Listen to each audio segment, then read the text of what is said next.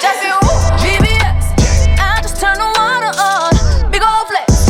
You never saw before.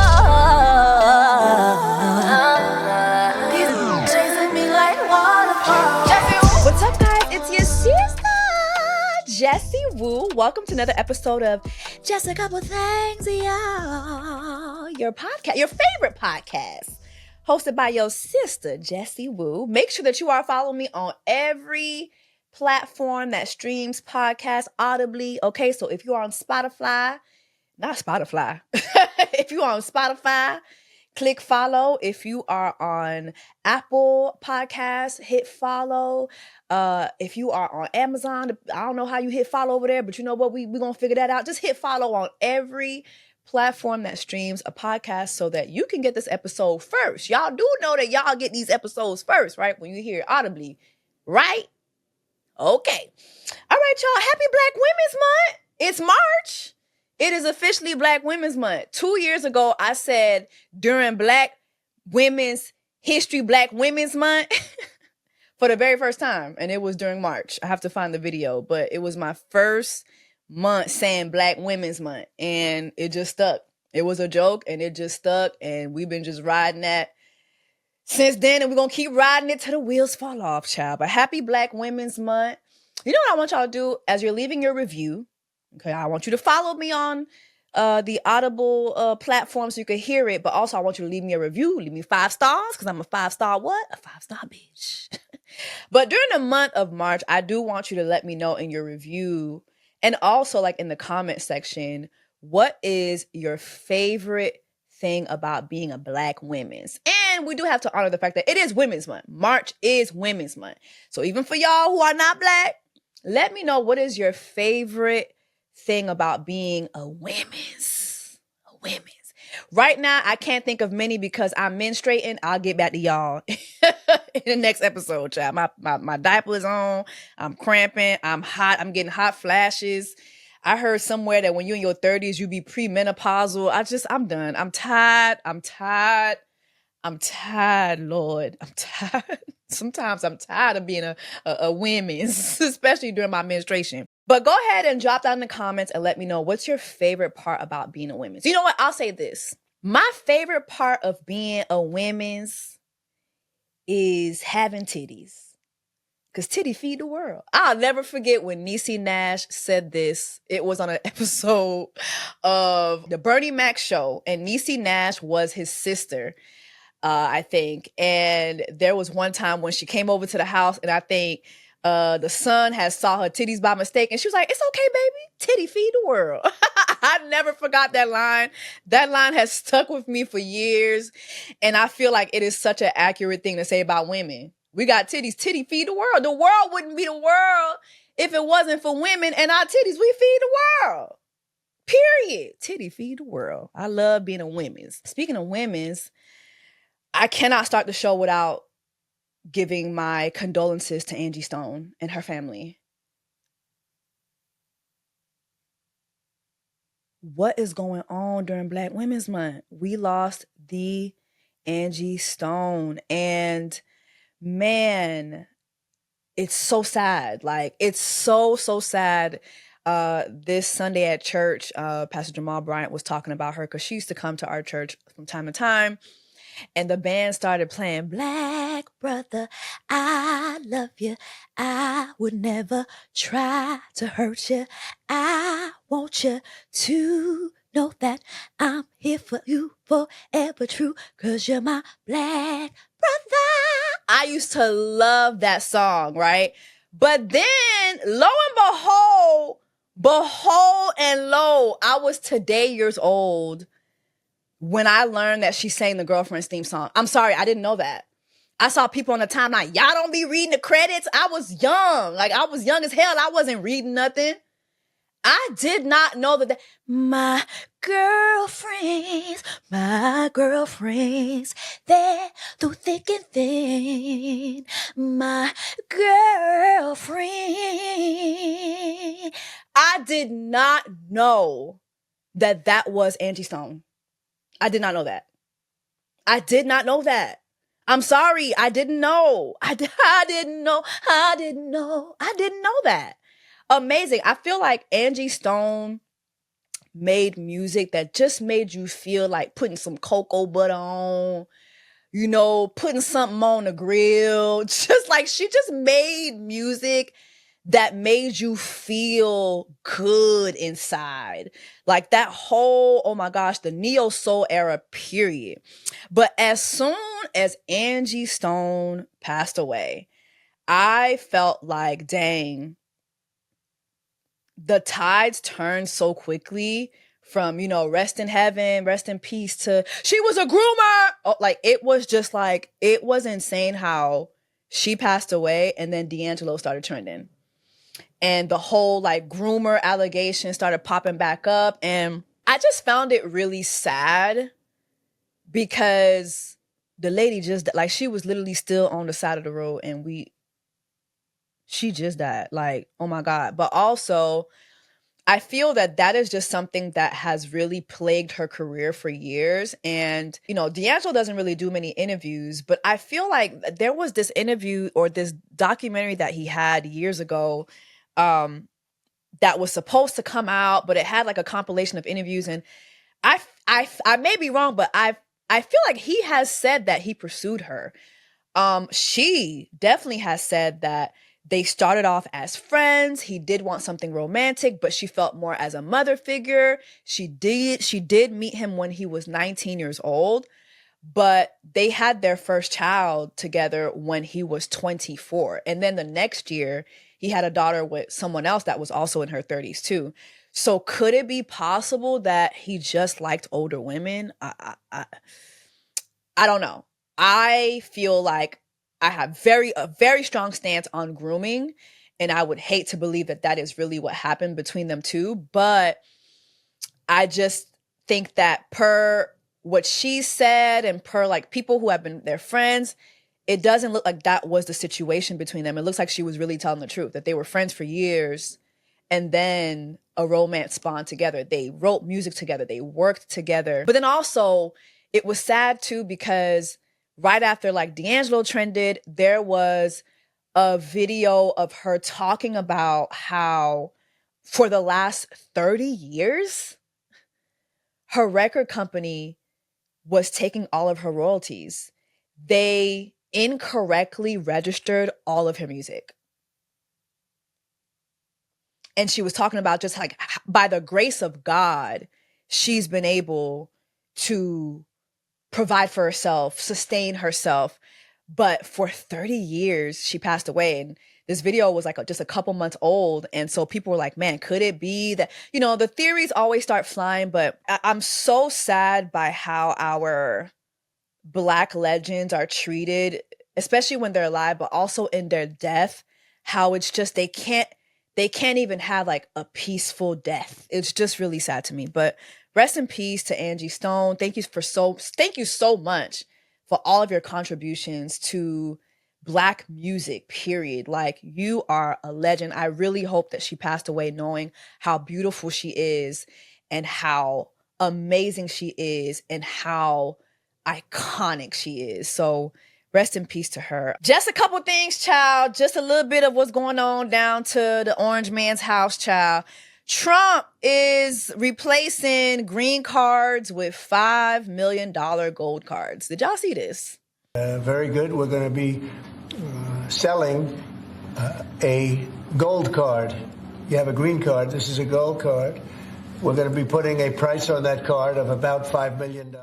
Now, y'all know I came here on a green card, okay? I tell y'all all the time, it's not the only Donatron, I will vote for Donatron. They're not the only people in danger of losing their citizenship now, okay? Please believe there's danger in the land for me too. But baby, imagine having to pay $5 million for citizenship. And let's be for real, who is that money going towards? You really think he's putting that back in the economy? This man just made $6 trillion off of Bitcoin. You think he putting that money into the economy? Okay. Also, apparently those 25% tariffs on, I believe, on Canada And I can't remember the other country, but those apply now. They are officially active. Who y'all think gonna be paying these tariffs? I saw somebody the other day put up a screenshot of their Fenty Beauty order, and they showed $14 tariff fees. Like, those tariffs are for us to pay. So thank you so much to all of y'all who got out there. I will vote for Donald Trump. Thank you so much for the 25% tariffs. Thank you. Whew. Lord have mercy. Did y'all see the Gaza video? This is all from last week, but did y'all see how Trump put up this video just late in the midnight hour? This whole AI video. Remember how y'all was like just windmilling about Kamala and, you know, her stances on Gaza? And now this man is talking about turning Gaza into another Disneyland. Then you got Trump Gaza. You got him with his shirt off, with Elon Musty with their shirt off, like, you know, sucking on ice creams. I cannot. Elon Musty had this to say about Social Security. Let's take a listen. Social Security is the biggest Ponzi scheme of all time. Elon Musty is literally calling Social Security a Ponzi scheme. What about all the people who depend on it? Like the way he was able to hijack Social Security and take that over, and what's gonna happen to all? Jasmine Crockett had this to say about Elon Adolf Hitler Jr. Musty. Could speak directly to Elon Musk, what would you say? Fuck off. That's it. I really need the Democratic Party to have Jasmine Crockett energy. That's the only way we gonna come out of this. If y'all are not willing to have that type of energy, we not gonna get nowhere. We not gonna get nowhere, y'all. Eric Adams gives a These Negroes speech. Y'all remember Eric Adams, whose charges just magically got dropped after he went down to Mar-a-Lago and gargled Donald Duck's testicle juices down his throat. His charges magically disappeared. And this is what he had to say about that. You know, when Jesus was on the cross, he said, God, forgive them, for they know not what they do. All these Negroes who are asking me to step down, God, forgive them. There's danger in the land.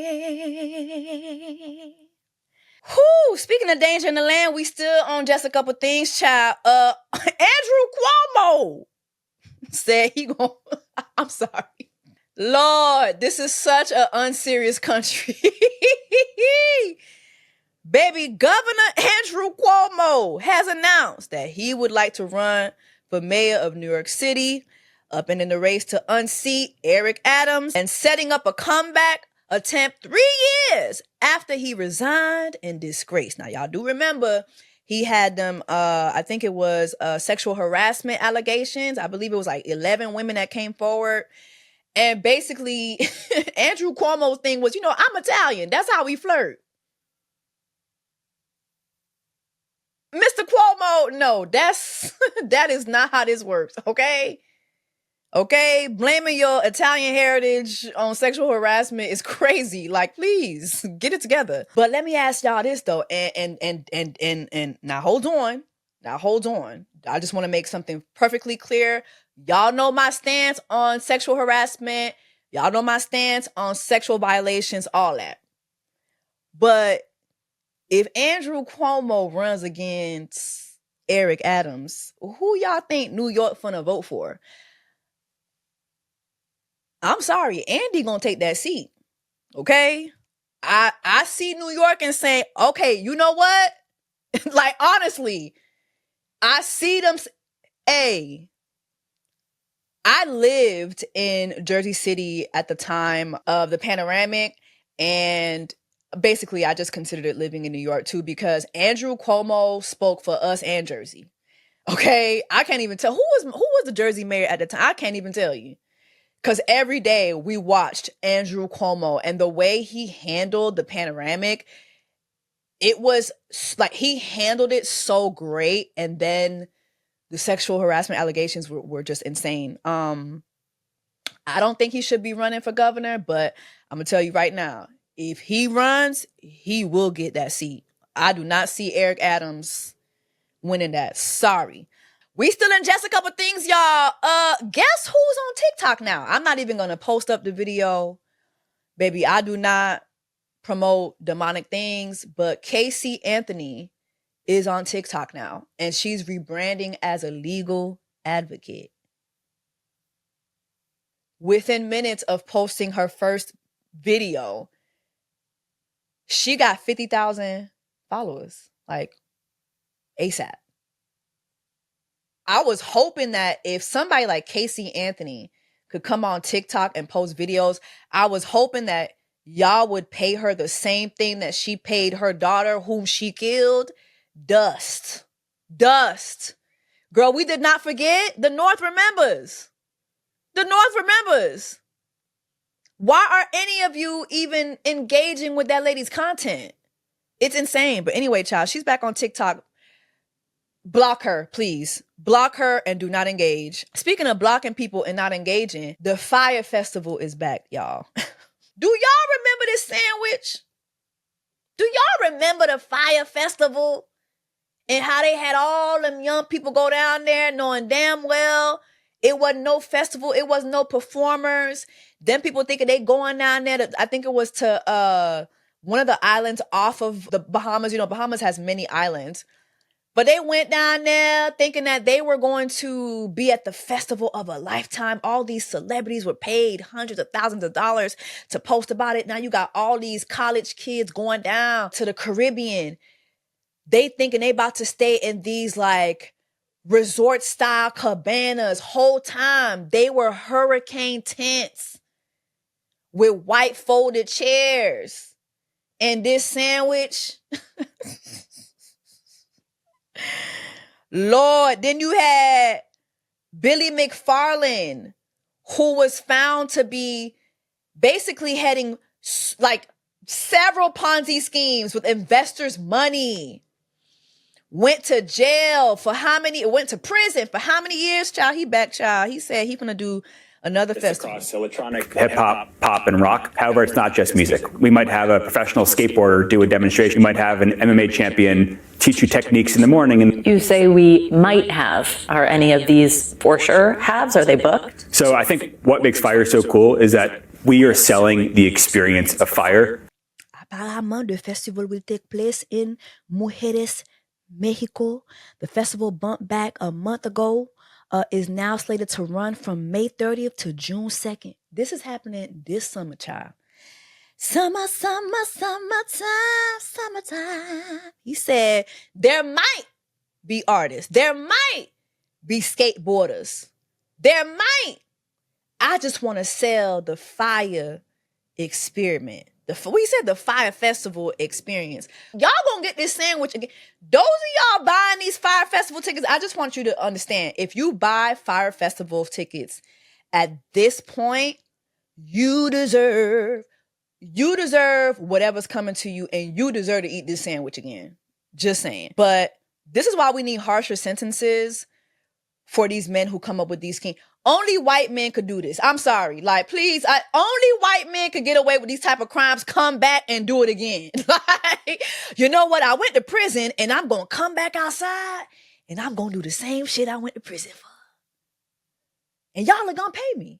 Y'all, I cannot make this up. These are the Fyre Festival tickets. General access, $1,400. VIP access, $5,000. Artist access, $25,000. So it looks like if you pay for general tickets, you won't even see the artist that they might have booked. If you have the VIP access, again, you might not even see the artist that they booked. Okay? The $25,000 tickets get you the artist access. This is insane. This is actually insane. Baby, I can't wait for the next documentary. What the fuck did I just watch? We still on Just a Couple Things. Let's talk about what the fuck did I just watch. Did y'all watch Paradise episode 7 in the finale? All right, now before I continue, this is a spoiler alert. Spoiler alert, Paradise Watchers. If you haven't watched episode 7 in the finale, this is a spoiler alert. Okay. Have you been alerted? All right. I need a support group for Paradise episode 7. Okay? Because I need to understand what Sterling K. Brown and what Hulu and Paradise is trying to tell me, because I live in Atlanta. Okay? So what are y'all trying to tell me? Should I be relocating? Because I need to know. Is there a volcanic explosion followed by a catastrophic tsunami headed here? What is this? Like, what is going on? Why did it have to take place in Atlanta? Why do like the most crazy things be happening in Atlanta on these TV shows? I need to know that. What are y'all trying to tell me? Okay? Paradise episode 7. My God. Then followed up by the season finale. The librarian did it. And the guy who played that librarian role, he needs an Emmy. He needs an Emmy. Sterling K. Brown needs all the Emmys. Go ahead and just start shining his Emmys right now. Start shining his Emmys right now. He needs multiple Emmys, okay? The librarian needs an Emmy. Jane needs an Emmy for pew pew pewing Sinatra, because I'm like, what's taking Agent Collins so long to pew pew pew this lady? I'm sorry. What's taking you so long? Jane, I didn't see it for you, sister, because what you did to Billy. Still trying to get over what happened to Billy. I need a moment. Hold on. They ain't had to do Billy like that. Jane, you ain't had to do Billy. Like, riding that man's scrotum sack like that only just to delete that man the way you did, that was crazy, sister. But I'm going to give you your 10s because you did what had to be done with Sinatra. Side note, baby, the way she turned on Sinatra over a wee.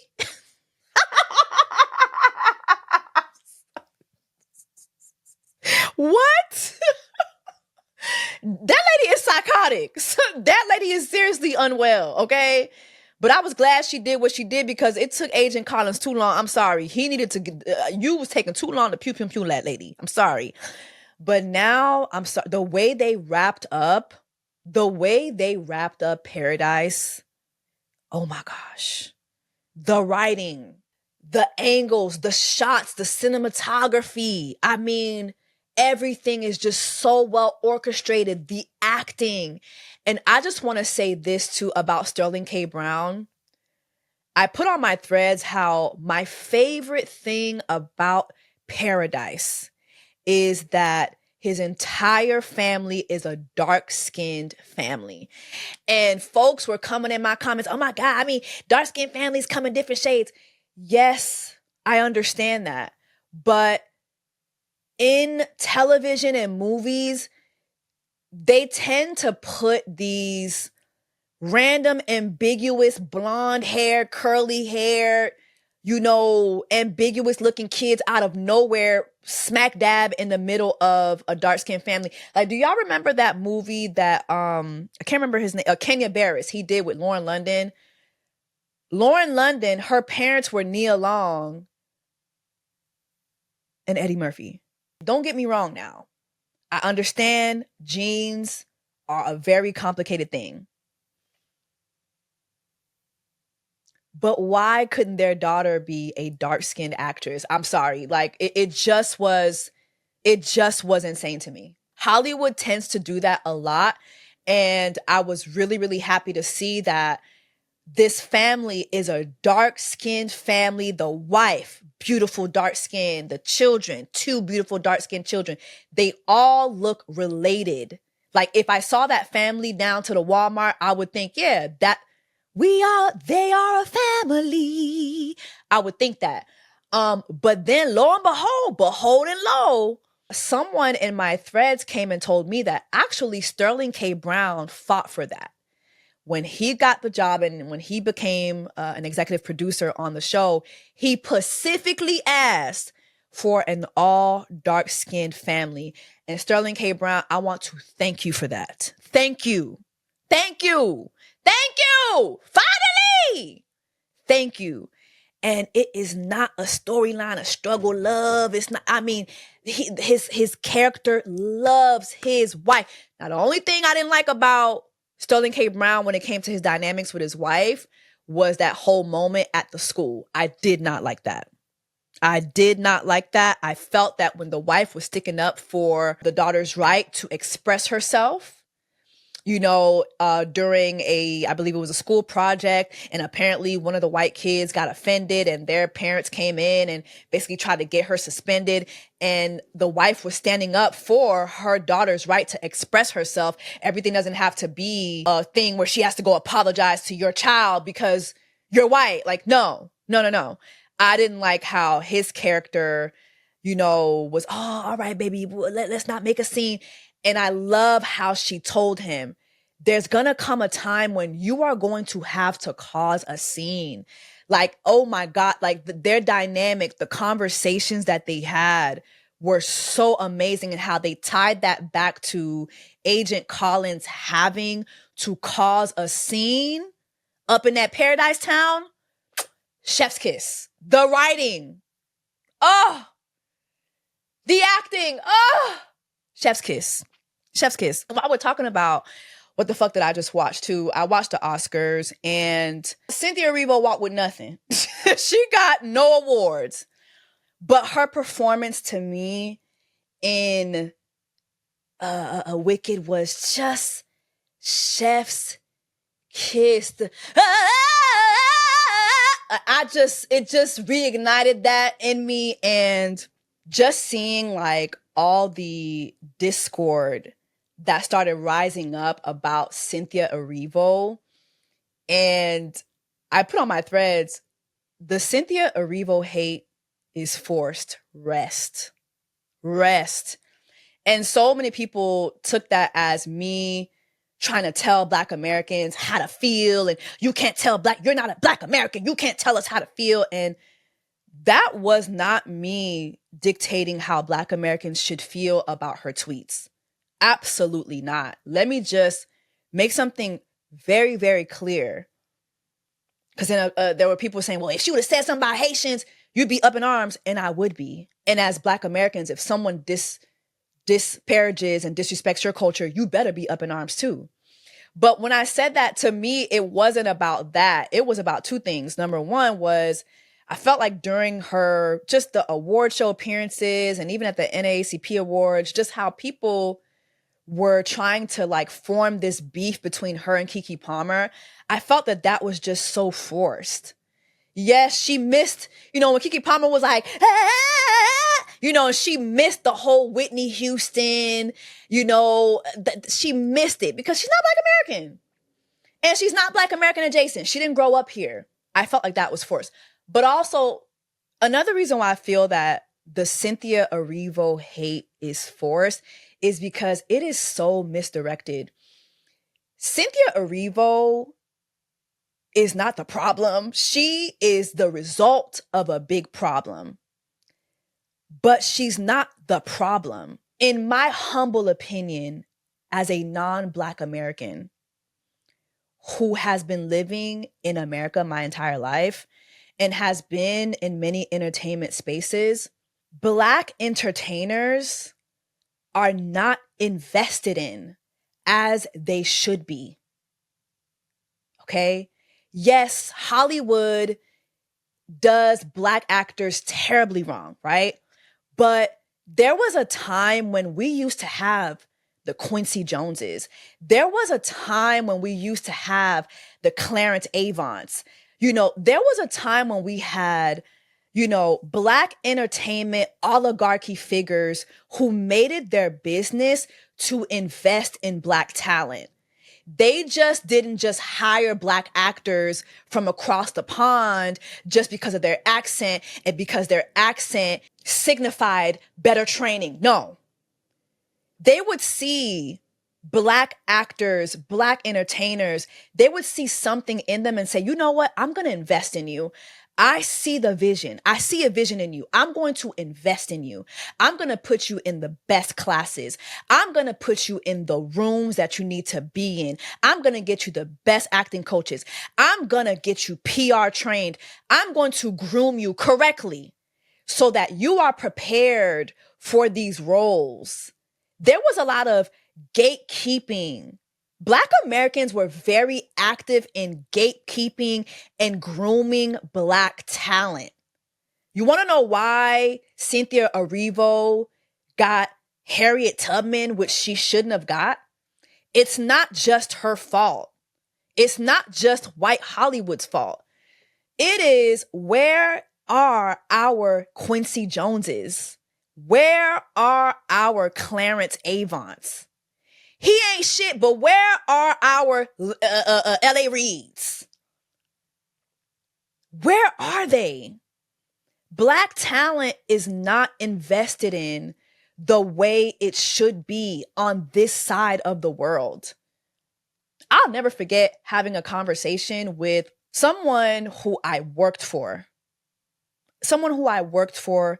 And by all accounts, I did a great job. And I was approached by this person to manage me, to manage my career. And they approached me. We had a great talk. And then in our follow-up conversation, and I'm paraphrasing, but it was, so what's your coaching? What's your training? Like, because the Black Brits, they be having this, they be having that. Like, are you, and I'm paraphrasing, but it basically was, are you Black Brit trained? And I just remember thinking to myself, and I really regret not saying this to them, but you have the funds, you have the means, you're literally part of the Black elite in this realm. I've worked for you. You've seen how good I show up. If I'm lacking in anything, why not invest in me? I don't know if y'all see what's going on with 50 Cent and Lil Meech. 50 Cent is so upset because Lil Meech is now frolicking with Floyd Mayweather and Rick Ross and all these things. But there was one thing that 50 Cent said that stood out to me. He said, boy, I put you in acting classes. I invested in you. And this is how you do me. Nowadays, what 50 Cent did for Lil Meech, that is not happening in Black Hollywood. That's not happening in Black spaces. And truth be told, Black actors are starving. They are starving. Did we not see Taraji P. Henson during the Color Purple press run? How she didn't care that she was doing a press run for a Steven Spielberg movie. She didn't care. She made it her business to let us know Black actors are I'm hungry. I'm hungry. I'm not being paid well. I'm not getting the opportunities that I should get. And so now you have these Cynthia Erivos who are able to get that. Like, she's able to get this stuff, right? And I'm not saying that she's not deserving, but considering the way Wicked is written, the fact that Cynthia Erivo is the first Black woman to play her on such a major scale, that's not just her thing. That's not just her cross to bear. And yes, the tweets are horrible. Yes, they're disrespectful to Black Americans. Absolutely. And I don't condone that. But my view is that she's just a small part of the problem. The problem, in my humble opinion, is that Black talent is not revered, respected, and invested in as it should be. And if the Black oligarchies could stop focusing on just becoming billionaires and actually take the time out to truly invest in the next generation, then we're not going to keep having to have this same conversation about non-Black Americans getting prominent Black American roles. So yes, in my opinion, the Cynthia Erivo hate is forced because it's simply misdirected. That's my take on that. I have no desire to ever disrespect Black Americans by saying that, but I just feel that sometimes we can just take a moment and just listen to other people's perspectives. And I just feel like my perspective really addresses the bigger problem at hand. So anyway, drop that in the comments. Let me know your thoughts on just a couple things, all the topics that we discussed. Let me know your thoughts on what the fuck did I just watch.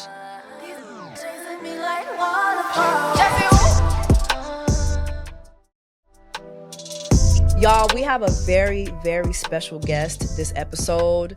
This is my girl. This is my girl. My girl. She is one half of Poor Minds, the podcast, which is a extremely successful podcast that she co-hosts with Dre Nicole. The one, the only host, podcaster, actress, my friend Lex P. This is my girl.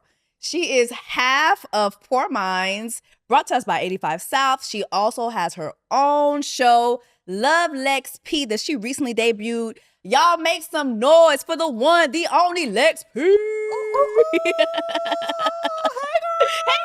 It's been too long. It has been too long. Like, I'm so excited. Like, I feel like we're gonna have a good catch up day. We're gonna have a good key. We finna have a ball. I think we're gonna have a good key. So just so you know, like, I don't really outline for my guests. Oh, that's fine. But I know since you have Love Lex P and you're doing like hot topics, yes. I do just a couple things.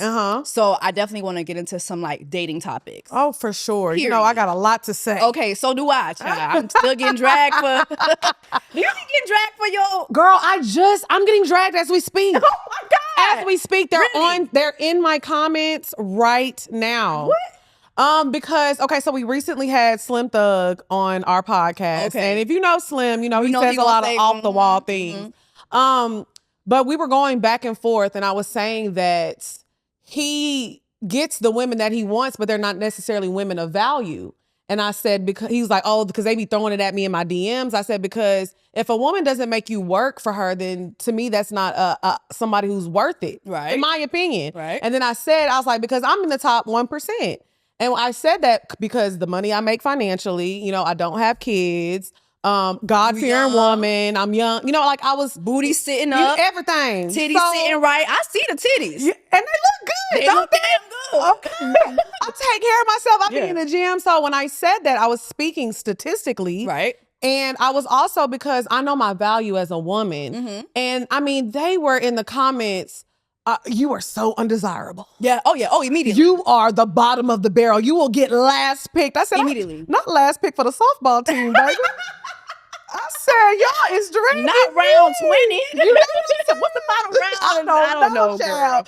But I think for me, I have tough skin. Yeah, I think we have both been drugged all the time. I just want to make something very clear. We do not care. We don't care. When I tell you, I'll be like, we do not care. Oh, it's so, and I mean, they are writing the longest dissertations and in my DMs, and it's just like, babe, I don't care, because one thing I know, a man that sees me, that hates women who have confidence and know who they are, I know they hate to see me coming. Because there is nothing you can tell me that will make me settle for any of the BS that you're trying to give me. So I'm like, y'all can be mad all y'all want, but I said what I said. And what she said was, she's in the number 1%. Okay. All right. Wipe me down. Hello. So all y'all who she wouldn't piss on if you on fire, save your comments, save your drama for your mama. You know what I'm saying? But they're dragging me like, because I made a comment where I was talking to Medina. Shout out to Medina. I saw that. And I was like, I told her, whenever I have had a man ask me, take your wig off, take your makeup off, I always felt that was a man who wanted to strip me. Right. And like just in the longer version, what I was speaking to was in the times when I've had men say that to me, it was because they felt like, okay, whatever I was saying or doing at the moment, how dare you feel? It's kind of like what you just described. Yes, those are the same men. It's the same men. The same men. Same men. So their response to what I'm saying is not even to address what I'm saying. Their first response is to let me know how ugly I am. Oh, and it's like, you lost. Yeah. You lost. I mean, I feel like you lost. This is what I have to say too. You can say a lot of things about me, but once you start saying I'm ugly, all right, let's wrap it up. Unplug the microphone. Unplug the microphone. I can take she's loud. I can take she's obnoxious. I know my personality is a lot. Yeah. But when they start doing stuff like that, well, I'll say my personality is a lot for people who can't take or don't understand. Okay. Yeah. So, but that means I'm not for you. And that's okay. Just because you don't see the value in me doesn't mean that other men don't see it. I feel like I date amazing men. I know they're going to be like, oh, if you date amazing men, then why not? Because you're dating. I'm dating, I'm figuring it out. You know what I'm saying? Just because I meet a man and he's amazing and it doesn't work out doesn't mean that he's a trash person or there's something wrong with me. I've been in the same situation for, a little over a year now, and it's on and off, and we're figuring things out. You know what I'm saying? But I don't think that is a testament of who I am as a woman and who I am as a person. So I don't take that stuff to heart. No, and you shouldn't. And you are, again, number 1 percentile. So everybody else who got something to say, you kick rocks with no shoes on. Okay, so before we get into just a couple things like dating topics, let's get into just a couple things about these Oscars. Oh my gosh. Did you watch the Oscars? So I'm not gonna lie, I like to watch like the red carpet, see what everybody has on, and I did watch I wasn't missing that. I wasn't missing that. Oh, and I watched Doja's performance. Hated it. Hated it. It was interesting. She's not a singer first. Right. She's a singer, but she's not a singer. She can catch a note. Right. But I didn't feel like that was the right song for her. I feel like they could have got, if you was going to do that, you could have got, what's that little please. Get that little white girl to do it. If you was going to do that. She does channel that. Yeah. I think what it was, they were saying that she was trying to kind of recreate a moment from another singer that had done a Diamonds performance like that. Okay. And she had a similar tone. I can't think of her name. But so I get, Doja is an artist. She's one of them artists. Like she's an artist. So I will give that to her because maybe it's something that I don't understand and I didn't see. But I don't know. I'm a Doja stan too. Oh, I'm a Doja stan. It wasn't her fault. Yeah, it wasn't. That performance to me is whoever, they made the decision to have her there for whatever the reason. Yeah. I just feel like, please give people proper songs for their vocals. Because she looked amazing. She looked amazing. The outfit, she had a little dab. It was beautiful. What's her name? Ray? She did another part of the 007 People tribute. She was great. Amazing. She can really sing. She could sing What's down. What's up with them British white girls? Girl, they be having some soul in her. Apparently, she's like 25% black. Okay, so she got a little. So she's not all the way. She like right here. Yeah, she not palm color, but she a little like on the side. On the side. Yeah. Okay. All right now. All right, she on the side black. Yeah, okay. Yes. So that's the side that be jumping out. I just like you. Baby, that collarbone started popping out. All I saw was Kiki. And I knew it was finna be a moment when Ariana, that's her girlfriend. She said, go kill it, baby. Listen. When she kissed that hand and backed away, I said, it's finna go down. The way they've been holding space for each other. Should she grab that finger? They love each other. They love each other down. They both, they're both one and the same. They both broke up marriages. Yeah. We know what you did. Yeah. Cynthia, we know what you did, Ariana. But for once ever, we just don't care. We don't care.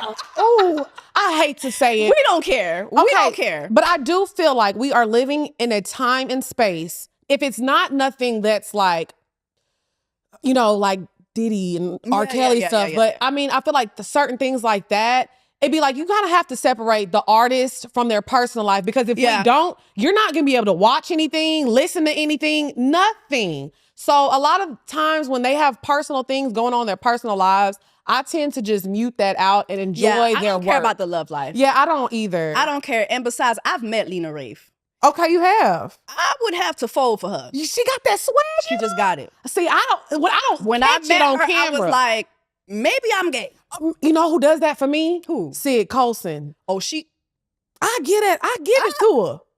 That's not one of my other friends that I've met. Her name is NECA. She's a producer too. She produced the Megan Thee Stallion. I knew you were gonna say NECA fine as hell too. I was She like, am I is? gay? Okay, so she got a little. It's some of the women's who like women. Yeah. Who be making me question You know if who got I like women's. Drewski be having a lot of them on his show. Oh my God, have you seen that? I said, hold on. I need to go and try out. You should. Not for Drewski, but for the girls. Okay. No, it's some of the girls be, but hey, I'm the Froves. I love my man. Hey, Miss Tees, I love you. Right. But I'm just saying, I've met Lena. I said, you know what? I will You fold for a get it. croissant. Yeah. I will fold like a croissant. Absolutely. So I understand. It's interesting too because now Ariana, no. SpongeBob, I don't. I don't, but you know what? She doesn't have a type. And girls like that, really don't. You gotta watch them around your man now. Because a woman that don't, you never know. You be thinking, I bet that lady thought her man was safe going to a set of Wicked. He just going to work, and he was a munchkin in the movie. Lord, he was playing a munchkin. I just knew she was like, oh, he coming home. Yeah. And he did. Lo and behold, bold and low. He went to Ariana's home. Galinda was cutting up. Galinda was riding that woman. Listen, look. Okay, she was showing us what was really over the But rainbow. I do feel like they were robbed. No, they were robbed. They were robbed. I'm not a musical girly. I didn't grow up in theater. Oh, I love musicals. But, and I don't. So for me to get my ass up and go to the movie theater and see that movie, and I was blown away. Yeah. I mean, it was a performance. Yeah. We don't get performances like that. Nah. And this is no shade to the girl who won, because what was the movie? Honora. Like mm-hmm. I did see the Honora movie. You liked it? It was a cute movie. You know why I liked it? Because I used to know girls like that. I used to work in the strip club. Mm-hmm. So it was very true to what you see. A girl will meet a rich guy that comes in and he takes her out the club. It's and Pretty Woman. Yes, it happens a lot. So I think it was a realistic movie, and it was really good. Her performance was amazing. But would I have picked her over Cynthia Erivo? Hell to the no. Absolutely to the not. No. And then you got Demi Moore, whose movie, I think her movie role was about like a younger. Oh, I saw that one too. Did you see that one? I didn't see the entire movie. I saw like bits and pieces of it. It was, but it's like, girl, now she living not life imitating art. I mean, that movie, and it took me by surprise because I kept seeing people talk about it, and they're like, "It's so good." Yeah. And I watched it. I was like, "This is a performance." Yeah. Because it's kind of like a horror sci-fi type of movie. If you like stuff like that, it's very gory, but it was really good. The storyline was great. So, I still would have gave it to Cynthia. Yeah, I still would have gave it to Cynthia. I mean, because the character musicals don't really typically do well at the Oscars, though. That's another thing. Right. So I'm just like, okay, so should y'all just have a musical category? Maybe. Like, can we stop? Because that was, and also I feel like I've never seen Wicked. Oh, I me never neither. knew anything about it. I just knew that it was like the Wizard of Oz. Girl, I'm watching TikToks to figure out how it ties into each other. Yeah. So I had no idea, but actually going see the movie, I'm like, I cannot believe Elphaba hasn't always been casted by a Black woman. Girl. With that storyline. Girl. How has she not always been a Black character? Yeah. Because or at least someone of color. Yes. Yeah. So I feel now like I'll tell you, I've never seen Wizard of Oz. I've seen The Wiz. Okay. I've never seen The Wizard of Oz. I've eased on down the road. Ooh, come on now. I've never followed the Yellow Brick Road. It's a difference. Yeah, it's a difference. It's a difference. I'm over there with Michael Jackson and Diana Ross. I don't know nothing about them other people. But I heard it's great. Apparently white people love the Wizard of Oz. Like, and they don't play about, what is it, Judy Garland? Yeah. Apparently she's a big deal. Don't play with it now. I will say the original Wizard of Oz is, of course, amazing. But The Wiz, it hit different. Now it got soul. It do. It Jimmy got soul. Come on now. I mean, Michael Jackson as the Scarecrow with Diana Ross. Diana Ross. Now, you know, I didn't know this because I go down into the lore of things. And I didn't know when The Wiz dropped that everybody was very upset because they was like, oh, Diana is too old for this. Yeah. She's too old. Like, they was up in arms about it. Well, they were mad too because it was black. Yeah. It was so many different things. Yes. Like, even with this Oscar too, I read somewhere, I don't know how true it was, but ahead of the Oscars airing, I read that there was a voter that said that Cynthia was too old. And I just was like, ain't acting, isn't acting. We're acting. And she looked like a college student. She did. Now, if you can play a younger person, you can. What's Beyonce, Tina Knowles, remember her ex-husband, his daughter that used to play like Bianca? She still be playing 16-year-old. Girl, she be in diapers. Goo goo gaga. And I can't tell. Okay. It looks good. We don't complain. You know what I'm saying? You have Brad Pitt out here doing Benjamin Button. Child. So why is it when it's a woman, especially a black woman, why do we have those standards? What's that man name that they let play Moses? Oh my gosh. The original Moses, the one who had slapped open the 10 Commandments? Yes. And it was a white man. And I cannot remember it. But he was young as hell, but he played. I mean, he played the role well, but it's like, why is this person playing Moses? And they had like Sigourney Weaver. Yeah. And it was and playing all these biblical people. Yeah. So it's like, y'all let that slide. Hello? Come on now. Y'all let Passion of the Christ slide? Y'all let a lot of shit slide. Y'all let a lot of stuff slide, but when it comes to women, especially black women, it's an issue. And then it's just crazy to me because they released the top 20 paid actors of last year, mostly white men. Of course. I think it was Kevin Hart on there. I want to say Denzel, Nicole Kidman, no black women. No black women. And when you think about the performances that the black, like Cynthia Erivo. Hello. Are you kidding me? Hello. She should have been on that list from Wicked alone. Come on. But even like people like Viola Davis. Yes. Do you remember Viola Davis and Antoine Fisher? Oh, I just watched that the other day. Do you remember how all she did was cry? Because she had no lines. And all she did was... And she does it so well. That's all she fucking did. And when I tell you I lost it. Yes. Lost it. She does that role so well. The cry, the series finale of How to Get Away with Murder when she was on them steps with Bonnie. Bonnie! Wake up, Bonnie! I said, Bonnie! Wake up, Bonnie!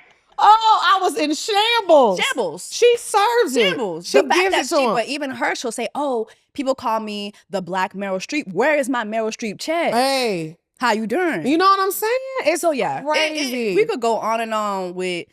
Let's talk about the looks. Did you see Kelly Rowland? Did you see Tiana Did you see... One of my favorites, I told you earlier, Lizzo, like she lost half a person. Period. She looked damn good in that Christian Seattle. Yeah, he dressed the fuck out of Halle. Oh, I was just about to say Halle that. Berry looked. It was Halle Berry. My she God. looked amazing. But let me tell you something, Halle. You come up and kiss my man on a red carpet and apologize before you do it. Baby, we finna squabble. But hold your squabble, because she was getting him back. 20 years ago, he did that to her. Mind you, she was married. Oh, she was married. She was married at the time. Now, you know, one thing about Holly, she keep a man, then she don't keep him, but she keep a man. Right. She was married at the time. I forgot she was married. But honestly, thinking about the man she was married to, he deserved. Not the standards changed. Oh, he wasn't wrong. Adrian wasn't wrong. Him and that nose was not wrong. It wasn't wrong. He could have poked that nose right up on this way, and I wouldn't have been mad.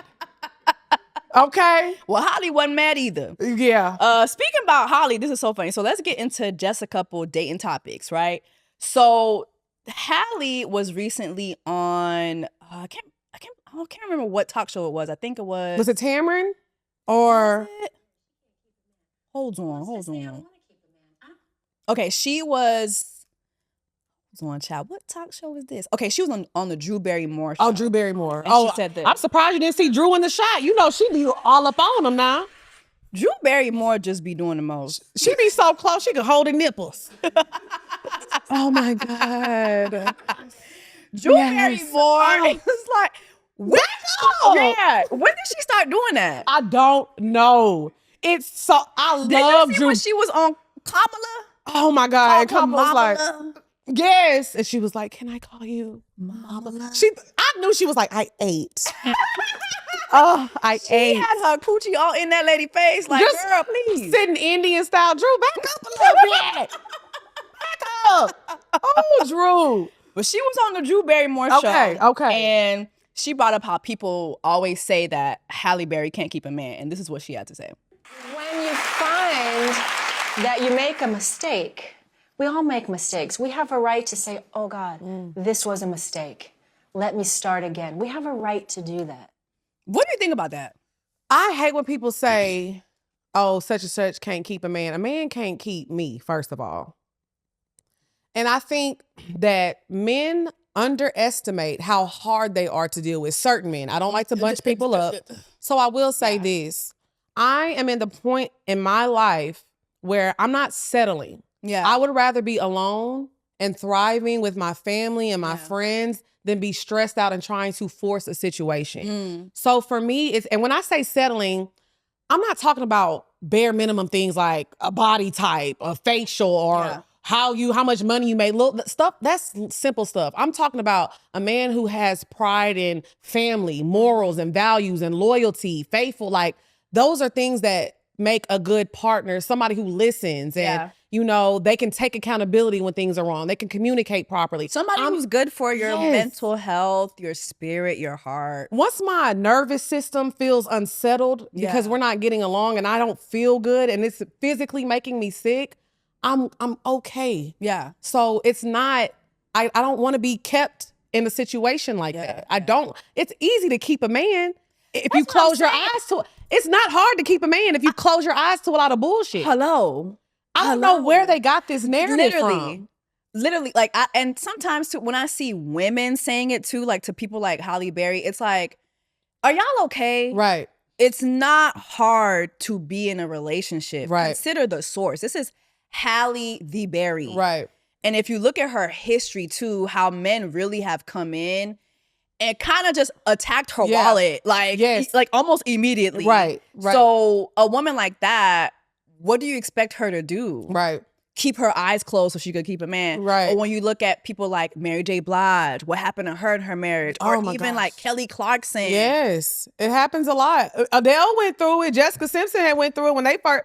It's a lot of women that go through that. And like I said, it does work both ways. I'm not going to sit up here and act like, women don't do that sometimes. Yeah. But I just feel like for anybody, man or a woman, do not stay somewhere off of the strength that you're afraid of being lonely. Yeah, I agree. It's okay. It's the difference between feeling lonely and just being alone. Like, I like being alone and having my alone time. Me too. If you don't add to my life as far as making me feel good and we're really trying to build something, let's just not even waste each other's time. I agree. So I don't think that Halle is damaged goods or anything like that. I hate when people, but I think a lot of times people do that when they're projecting. Yeah. Because they want to, in their mind, a lot of these people are in relationships or marriages that they're extremely unhappy in. Oh, yeah. But so in their mind, they're trying to convince you, well, I'm better off because at least I'm not alone. Also, too, I do feel like, especially when the men project like, oh, she's damaged good. A lot of times it's men who could not even get a seat next to Halle Berry or the women that they make those comments towards. When you look at men who can get a seat next to Halle Berry, or the women alike, they're not speaking about those women like that. Right. They're speaking highly of those women. So I think, like you said, a lot of projection happens from both men and women when they see women like that who are not keeping a man. Because they feel like, oh, the playing field is even. Right. One thing I've noticed, and this is not, like I said, to talk down on women, because I'm a girl's girl, but I will say, when we were talking about like us getting dragged on the internet or whatever, a lot of times when I see the women that drag me and join in with the men, it's always the women who would love to be in my shoes. Hello. And they are waiting for their moment to be like, oh, I can drag Lex down to make her feel so bad about herself. Because you thought you was gonna, girl, the men that you want are literally the men that I'm curving. Trust. So if you're trying to do this to, girl, you ain't gotta come for me. You don't have to come for me. Go ahead. Go ahead. You ain't got to shoot me, baby. Shoot your shot without shooting me. Child. Shoot your shot without shooting me. So what I've noticed is a lot of times when women are in these comments, they are trying to attract these men who are in the comments like, oh, she looks crazy. Yeah, she does look crazy. Girl, that man, you do not have to do nothing to get his attention. You don't have to do that. No. Men are so easy, child. Y'all don't got to do much. Please. So if you got to do the most, you just not that girl. Period. It's a lot of truth to that. Yeah. Speaking of doing much, so Omarion, did you see? Girl, you know I did. I know the tea now, Jessie. Omarion went on the Sherry Shepherd show and said this bullshit right. Do you think that's a good idea, ethical non-monogamy? Well, I will say I'm in agreement. You know, I don't know all of the backstory of those words, but I would say for me, being open is important. You know what was the most alarming part of what he said to me when he talked to Sherry? He said, "I was raised by women. Where was your dad? So y'all want to spread y'all seed." And where do y'all be at for y'all seed that y'all are spreading? Fathers in the home. Fathers in the home. We need fathers. We need fathers in the home. That's what's really missing here. So, and also too, my bad. No, go ahead. Kofi, who said that, Kofi is a Ghanaian man. Okay. I love how sometimes people on this side of the world want to adopt African ideologies. And it's like, listen, in Ghana or in most of those African countries where they have non-ethical monogamy, actually, it is ethical for everyone to live under one roof so that you are not having a man like Omarion say, I was raised mostly by women. No, their father is there. All of He's y'all in the home. He's in the home. Paying all the bills. Paying all the bills. Paying all the bills. Taking care of all the children. You are all reporting to him. He is the head of one household, not a bunch of broken homes. That's a difference. It's They making it non-ethical. Y'all forgetting that non part. Nah. Y'all getting y'all Nick Cannon on, and it's just That's not what we talking about. No. So I talked about this a little bit on Love Lex P because I was talking about it from Neo's perspective because Neo has been in the blogs lately with his relationships. And I said, everybody is talking down on Neo and they're mad at him. But I'm like, Neo is actually doing exactly what he needs to be doing because if Neo would have been honest with himself about what he wanted, he wouldn't have drugged Crystal and what was the first wife's name? Monietta through that. Yeah. Because a lot of times that's not my lifestyle. I am a woman who wants monogamy. Yeah. But I do feel like more men need to be honest about what they want, but they need to understand what a poly relationship really looks like. And like you said, it's not about having 4 or 5 different girls who don't know about each other in different homes. No, y'all are building a family in one house together and it is structured and it's still a house. Like I said, one thing I think is ignorant is when people try to judge the way other people live. Is that for me? No, but I'm not going to judge anybody that wants to do that.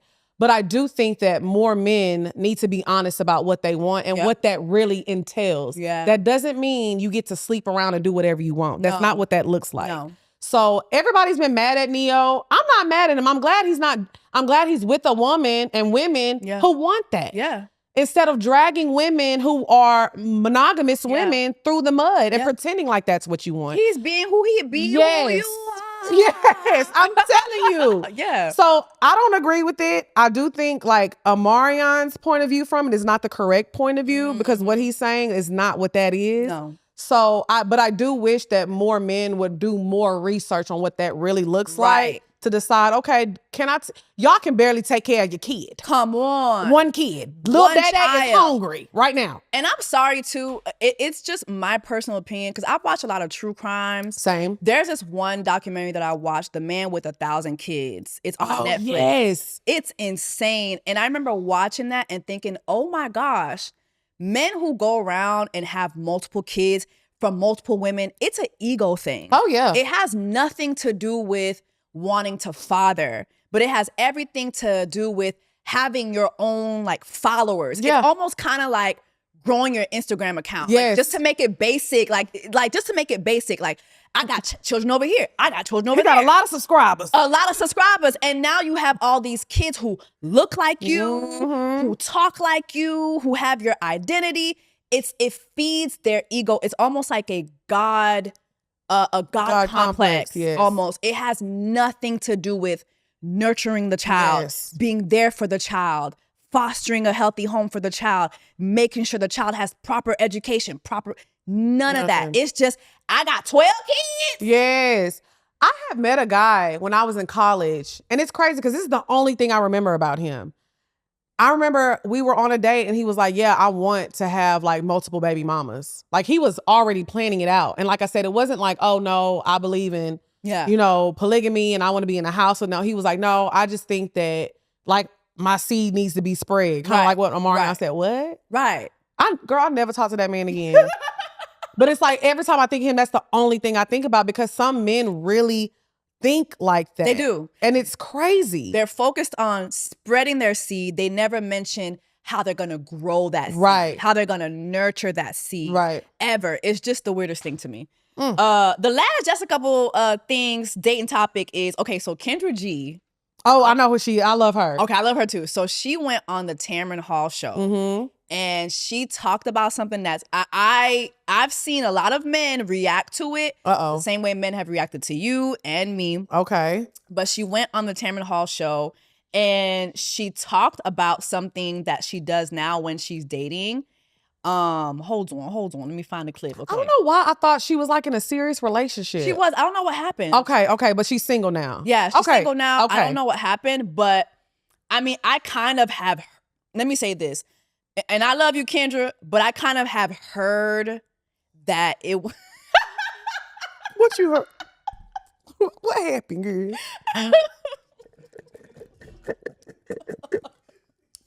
Oh wait! You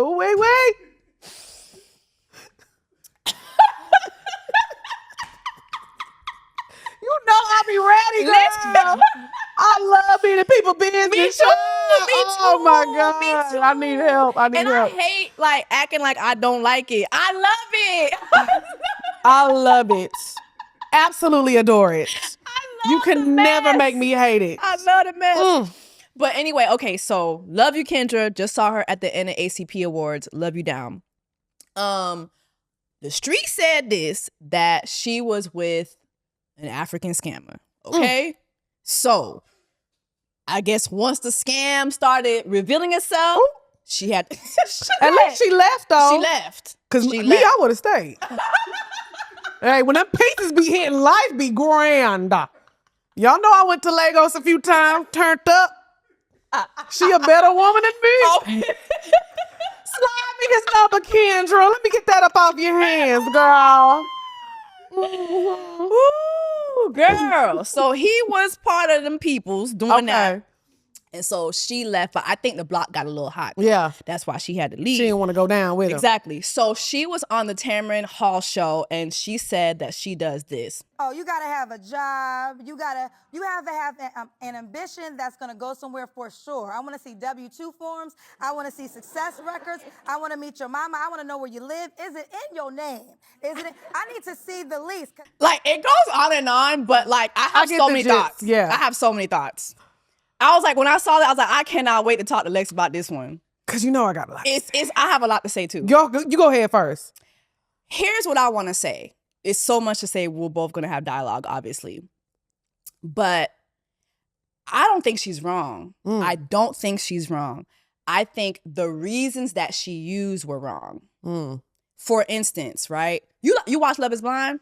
Yes. Last season, did you see Ashley and Tyler? Liler? Yes, Liler.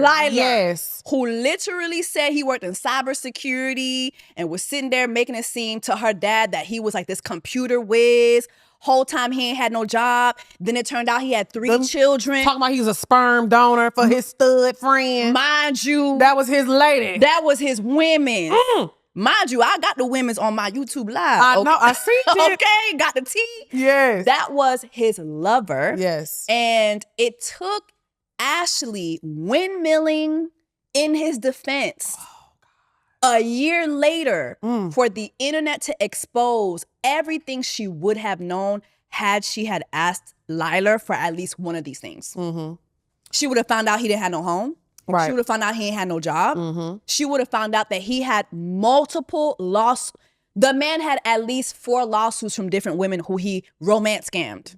Wow. Yes. See, I didn't know that part. Oh, it was horrible. So I think I'm with Kendra. Yeah. But I think she used the wrong reasoning and made it seem like, oh, it's because we're high maintenance. No, it's because 60% of romance scams, women are the victim of. Yeah.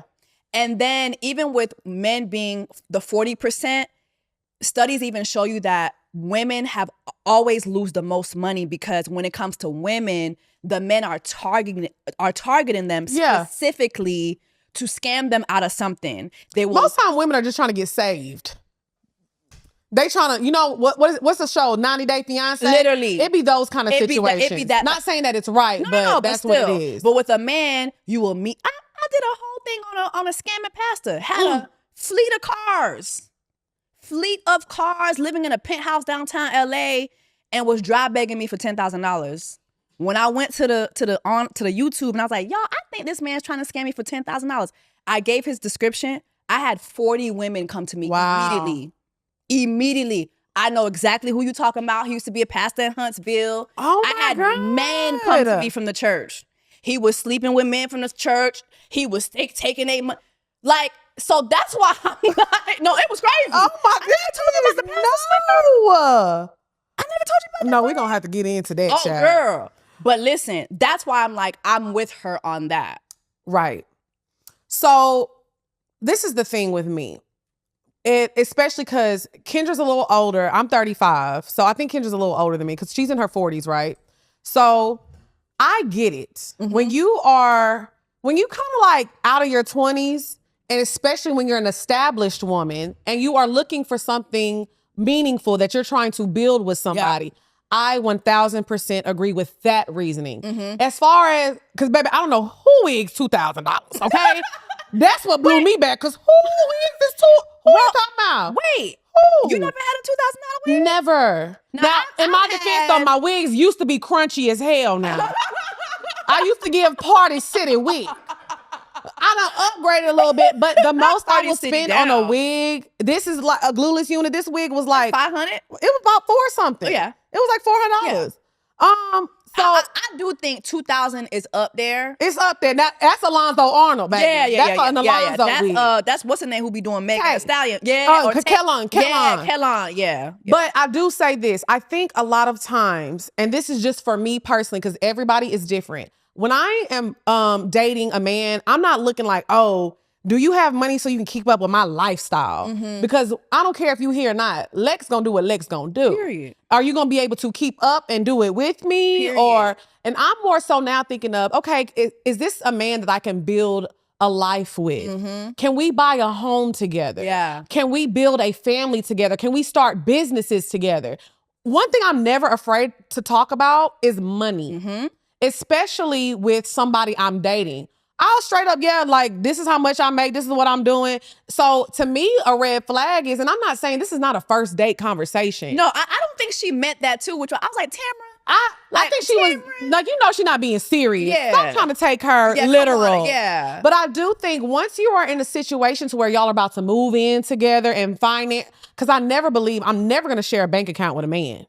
I don't Not believe even for like bills? Okay, we can filter it in our bill. But when my checks come to me, my checks are coming to me. Yeah. As yours should too. I do believe in transparency about how much money we make and things like that. Yeah. But like I said, I feel like once you get into the space where we're about to move in together, those conversations can be had. Let me see something. Yeah. Because once we go and try to get that loan for this house, it's going to come out. Right. It's going to come out. Look at Risa Tisa. Okay.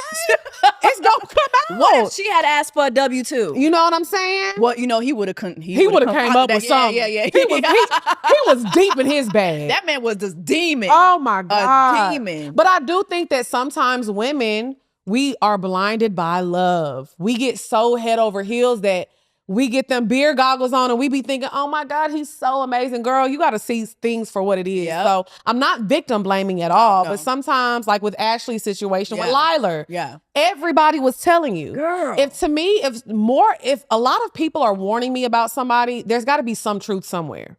Something. Honestly, here's my thing with that, right? I feel like it be the specifics for me. Yep. Because sometimes, like, for instance, like my man, before he got with me, he was told not to date me.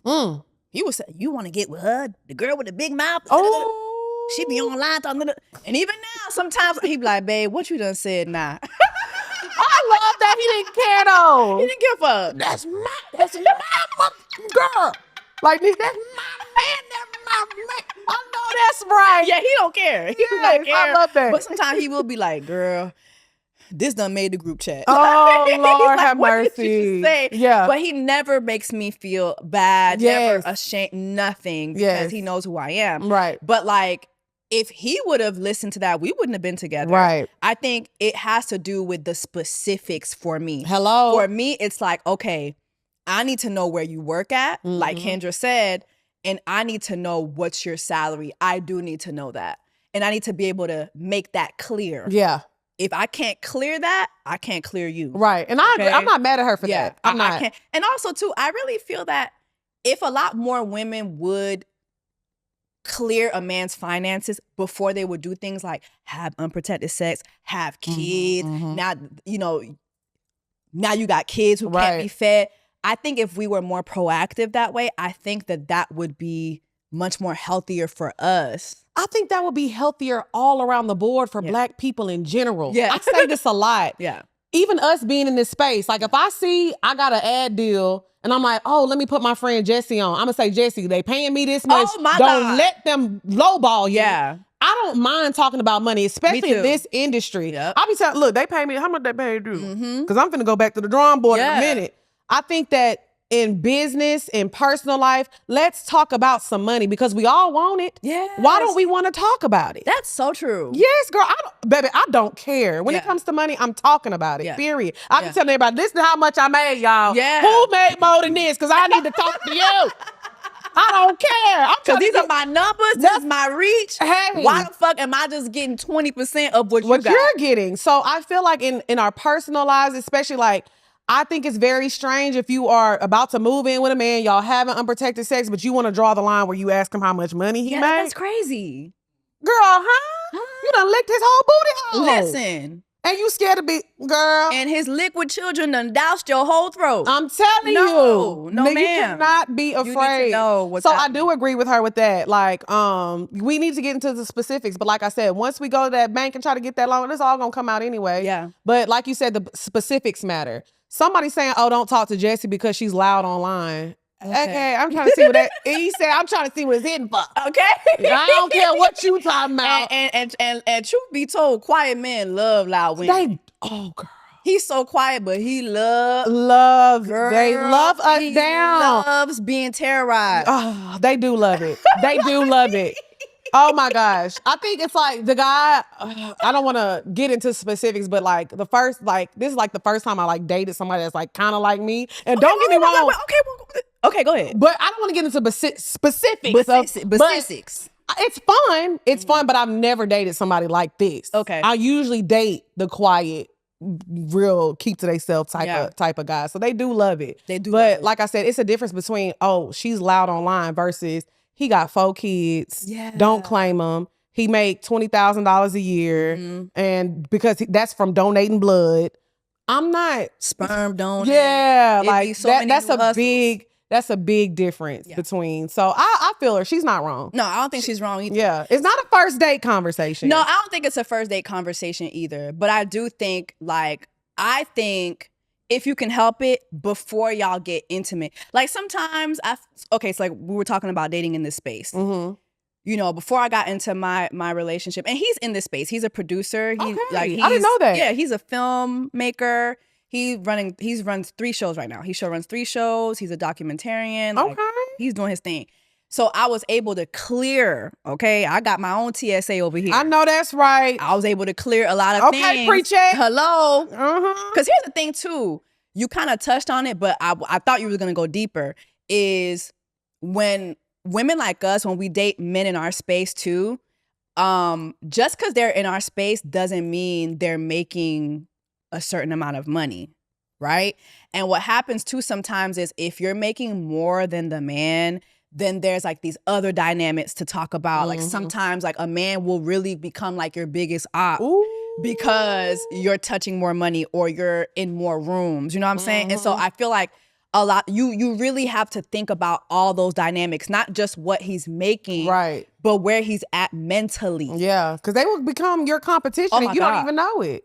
You see that happen a lot, especially with a lot of these like celebrity couples. Oh too. my Like, God. it happens. Especially here in Atlanta. Yes. The dynamics be crazy. It'd be crazy. Yeah. I can't do it. No. Yeah. No. I have to have somebody, no matter what you do for a living, that you are a support system. Yeah. Because I'm like that with my friends, my family. I don't care if you are at the zoo selling Italian ice in front of the monkey cages. Hello. I'm going to be like, raspberry, blueberry, and cherry. You know what I'm saying? Like, I just feel like I love supporting. You gonna put the link up in your Insta story. Everything. Ices, 2 to 4, happy hour. Like, I'm gonna support, so I need that. That's something that I want. Reciprocate. 2 for 1. So I need that. I need that support system. Like, we have to have that dynamic. Next, I want you to start selling ices. I should, huh? Ices.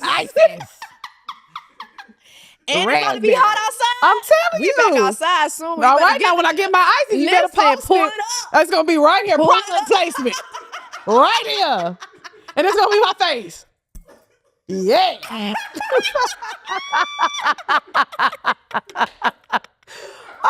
Lord, have mercy. I'm screaming. Yes. Okay, well, let's talk about where you are as far as like dating.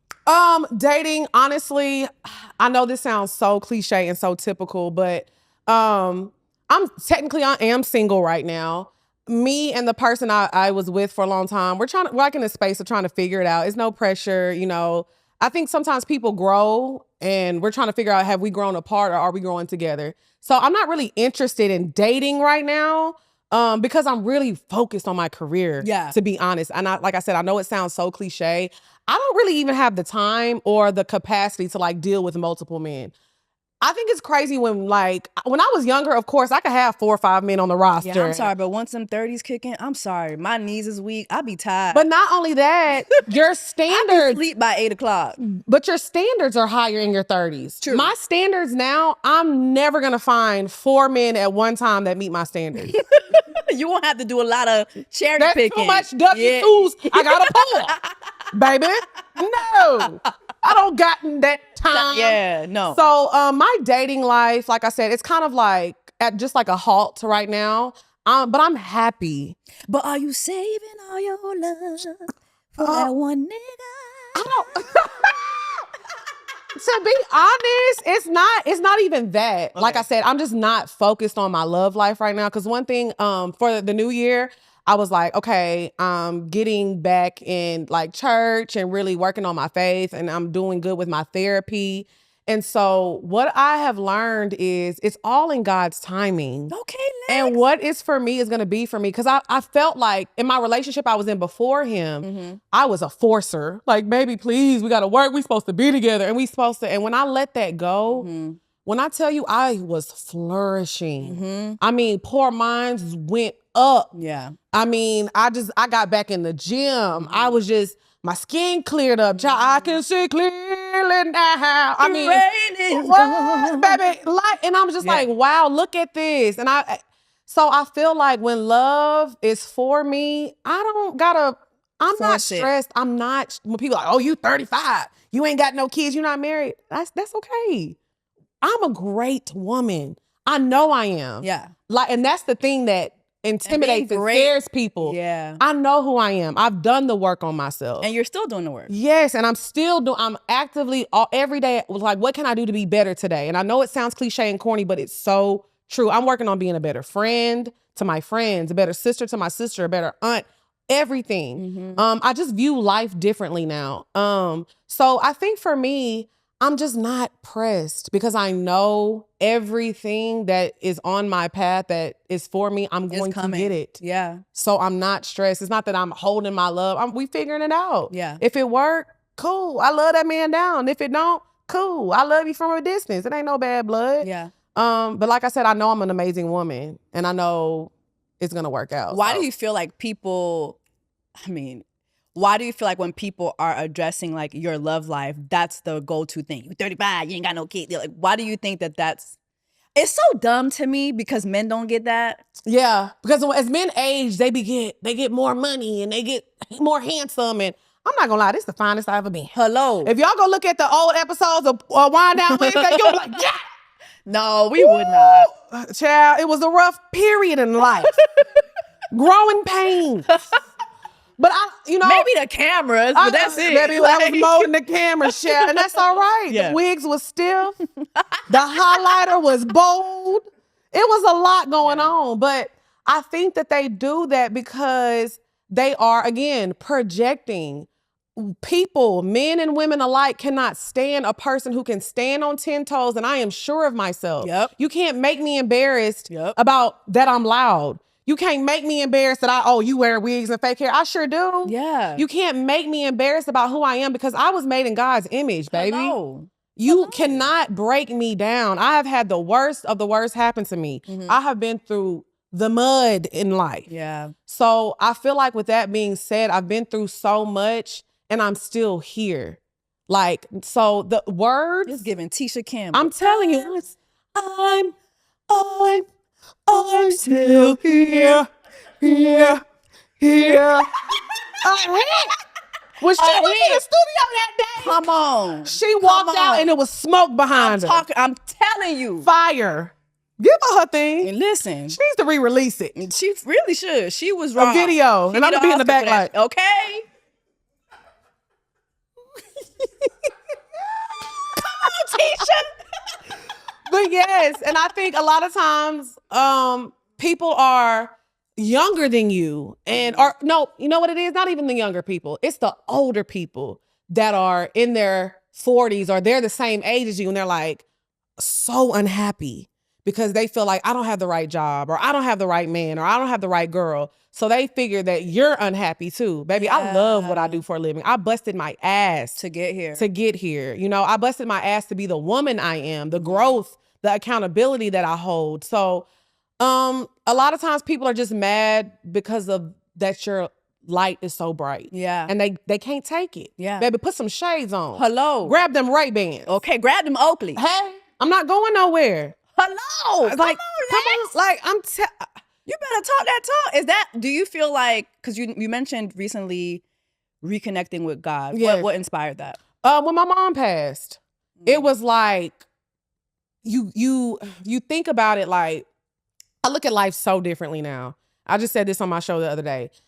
Because when somebody dies, I've never had somebody this close to me die. So when somebody dies, my brain just works a little different.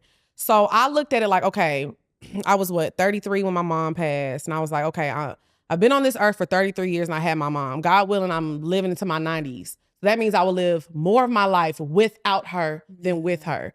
And I had a panic attack when that thought went through my mind. Yeah. I was like, I'm gonna die. I was like, I'm not gonna make it through this. I was like, I'm not gonna make it. And I didn't think I was. I really didn't. I thought I was like, okay, this is it. Like, how am I gonna prepare everybody around me for me just to not exist anymore, you know? And I remember I had a dream, girl. I had a dream about my mom one night and she was just like, basically like, get your shit together. I'm not playing with you. We're not doing it. Stallion mama. Yes, girl, get up. Yeah. Get your ass up. We're not doing harder. Hey, I didn't raise you like this. Yeah. And when I got back, I was like, okay, I got back into therapy and therapy works, but it just wasn't enough. It wasn't enough. And I was like, you know what? I need to go back to church. I need to reconnect. And once I started like really going and making those times and journaling and really talking to God. I'm not talking about just God is great, God is good, let us thank Him for. No, I'm talking to God, you know? I'm having whole breakdowns and I'm just like, you have to be still. Yep. And I kept trying to do things to distract me and keep me busy. And He's like, no, just be still. I got you. And your faith has to be stronger than your doubt. So once I got to the place where my faith is so strong and I'm still building it, because I still have my moments. I was like, okay, I can't be stopped. So them little words about somebody calling me single, Okay. you cannot break me. Yeah. Like I said, I have been to hell. I have been to the lowest of the low where I was like, there's no way I'm going to get back to ever be me again. Yeah. I'm different, of course. Like, I'm never going to be the girl I was when my mom was here, but I've learned how to adjust and embrace my new self and maneuver around it. Grief is not like a thing that happens real quick. I'm going to be grieving for the rest of my life. There's layers. Yeah, it's definitely so. It's like, you know, now I'm to the point to where I can talk about it. I crack jokes about my mama all the time, but that took me a long time to get there and to be able to do that. So, like I said, I think the experiences of life have led me to be the type of woman that me being single, are you saying, oh, you ain't got no kids? Okay. Mind you, Poor Minds is your child. Okay. Love Lex P. You know? That's your child. Like, it is. You have given birth. I feel like people really think that having children is the only way that we can give birth. But it's like, no, even in your stillness, like you said, in your stillness, God has revealed things to you. Yeah. And I really feel like because of your stillness, that's why you're seeing a whole other second wind. Oh, yeah. And the more still you get, the more you obey when God tells you to be still, and he reveals more of your path to you, you're going to see so many, like you're going to reinvent yourself so many times because you're just being obedient to what God tells you to do. I knew it was, 2023. We were on tour for Poor Minds. We were in Detroit, sold out. It was like 800 people. And at the end, we do a Q&A. And people just asking silly questions. You know me, I'm goofing around. And this one guy, he was sitting front row. He had on a tuxedo. It was a black and blue. I mean, he was sharp. And I was just like, you know, we usually don't have like older men that are fans of the show. Yeah. And he got on that mic, girl. He said, hey, Lex and Drea, I just want to let y'all know I've been going through chemo. And y'all got me through chemo. Wow. I used to sit in my bed, and when I was just thinking like I can't push through, he's like, y'all were making me laugh, and y'all gave me the strength. And I am in remission. I'm good. I'm able to be at this show tonight. And I was like, you know what? That's what I do it for. Y'all sitting up here trying to drag me down because talk about some 1%. Baby, I'm making people feel good. Yeah. You know how many people DM me every day? Like, you inspire me because I feel like my personality is too much, but you sit in who you are and you're proud of it. Yes. Yeah. So it's like, y'all thinking that we just having battle of the sexes. Y'all don't watch the show. Right. These moments like this, me and Dre have this all the time. Especially when you have your solo episodes. You know, but when we clip those, that's not going to go viral. No, of course not. You know what I'm saying? That's not what people... Y'all don't want to hear that. Your true supporters, they love that. They love that. And that's who I care about. I don't care what my non-supporters think. I'm touching people's lives. I have people coming up to me crying. Like, man, my mom passed away. And that testimony you gave me, I still get DMs every day about people whose parents have passed away and they're trying to navigate their new life. And I'm like, hey, man, it looks different. I'm still figuring it out, but what you need, let me tell you what I did. This worked for me. Like, I have a community that really supports me and needs me and loves me. So, girl, I don't be worried about that. Your kids. They're my kids. They're my babies. They're your babe. No, literally. And they be young. Literally. Young, like they be in their 20s, 20. Because you know what? I always say this. Lex P went through that, so you ain't got to go through Hello. I'm giving y'all the free game every Friday at 7 p.m. Hello. Tune in. Hey, and tell them the time for Love Lex P. Yes. And you know what? Do we have another topic? Yeah. Okay. Well, I do want to talk about Love Lex P too. Okay, yeah. Because Love Lex P is something that I came up with that I've been working on for a while because it comes every Monday, 10 a.m. on YouTube. And I feel like, and I think you can relate to me on this because we both do hot topics and things like that. I think Shout out to Wendy Williams. Shout out to Wendy. No, we don't call it nothing else, just hot topics. Yes, just hot topics, girl. But I think the hot topic gossip lane has gotten so nasty and so ugly and so brutal. Yeah. When I was growing up, you know, we had Kurt Loder on MTV News and we had Juliana Rancic and Joan Rivers. It was cute. It was cute. It was shady. lighthearted. It was fun. Shady. Right. It was you throw a little shade, you keep it cute, but you still have these relationships with these people because you don't mean no harm. Right. I don't know when we got to this space of I'm going to read her down so bad on my YouTube show and it's going to go viral and I'm going to make her like how people did the Megan stuff or the Cardi B. I hated it. I hated it. Y'all have to realize that these people are humans. So my thing is, again, I love being in people business. Okay, I'm nosy. No, I'm me too. I'm not one of those people. I don't gossip. No, I'm messy. No, and I've had people say Jessie's messy. Yes, I am, and that's all right. I am. I love the mess. I've always been a child of like the Jerry Springers, the Wendy Williams, even Oprah. To me, she would Little Ricky Lake. Jenny Jones, like that's what I grew up on. Not Jessie Raphael. Hello. Okay. That's what I grew up on. Yeah. Like, so hello, like, yes, I love it. Am I gonna, like you said, dedicate my channel to saying things about you that are not just hurtful, but untrue? No. I have strong opinions, yes. But I'm not gonna get on my channel and say, oh, such and such has the AIDS. Yeah. No. AIDS. The AIDS. But yes, even if it is true, right? I'm That's not gonna nothing no. It gets really nasty. So I think one thing that I wanted to do with Love Lex P is bring back fun, light, shady conversations that are cute and fun. Like when E! News was a thing, Access Hollywood was a thing. That's what it was. So I think my platform is so big. I'm like, why not do this? Because it's fun. Like we're gonna talk about these people anyway, but let's make it in a way where you're not trashing them. Because at the end of the day, we all signed up to get talked about. Yep. Even us being the people that are doing the talking, we gonna get talked about. All the it's time. gonna be my turn. Yeah, it's my turn right now. Right, it's my turn right now. So too. I just think the thing with Love Lex P I wanted to do is I wanted to highlight Black movies. So I do movie reviews and things like that. So yeah, I think we need to get back to fun, lighthearted conversations when it comes to gossip. Y'all be wanting to be the first blogs to break these news. People are finding out that their cousin done died on the Shade Room. It's crazy. People are, Shade Room be posting people kids trying to be funny so the comments will rip them apart. I don't like that. Yeah, it's nasty. It's really nasty. TMZ does the same thing. I think, and it's not a lot of, I don't like to use the word integrity because, I mean, we're gossiping. So it's not a lot of integrity anyway. But there's gossip and then there's journalism. Yeah. So I do. And I have my degree, honey. Period. You know what I'm saying? You got your degree? I have my degree. I have a journalism degree. I have a broadcast journalism degree. TSU. Yes. You know, I got my master's and my undergrad. Okay. Yeah. I got my master's, bitch. Keep it cute. Well, Tasha, why stop? Not me coming in like Wendy. Remember Wendy on Real Housewives? I have 4 degrees. Yeah. You have 4 DUIs. But yes, I want to bring in the fun, the jokes, like stuff like this. But congratulations. I did not know that. Yes, I have my degree. So it's like, I'm not here to tear people down. Yeah. I think, like I said, gossip can be fun and be cute. I want it to be to where, oh, I heard what Lex said about me. I'm going to go on her show so we can really talk about it. That's what I want the energy to be. I don't want it to be like, oh, let me tell y'all. And I think, I don't do that. I think she got the AIDS. Yeah, like, it's not going to be none of that. So I think I want to bring the fun. Tasha, why? Oh my God. So crazy. Like, why would you do that? Like, just why?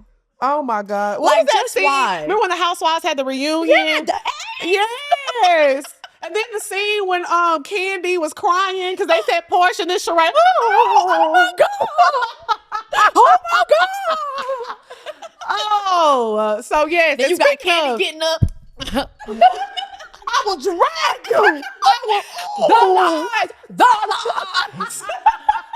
Oh, I miss peak Housewives of Atlanta. Me too. So I am going to be reviewing the new season. Me too. So I can't wait. Do it behind my paywall. Oh yeah, that's a good idea. You know why? They're gonna be ready for you. Yeah, because the thing is, I know too many of the girlies. Yeah, see, I don't know none of them hoes. Okay. It's up and it's stuck. It's up, bitch. Oh yes, girl. Can't wait.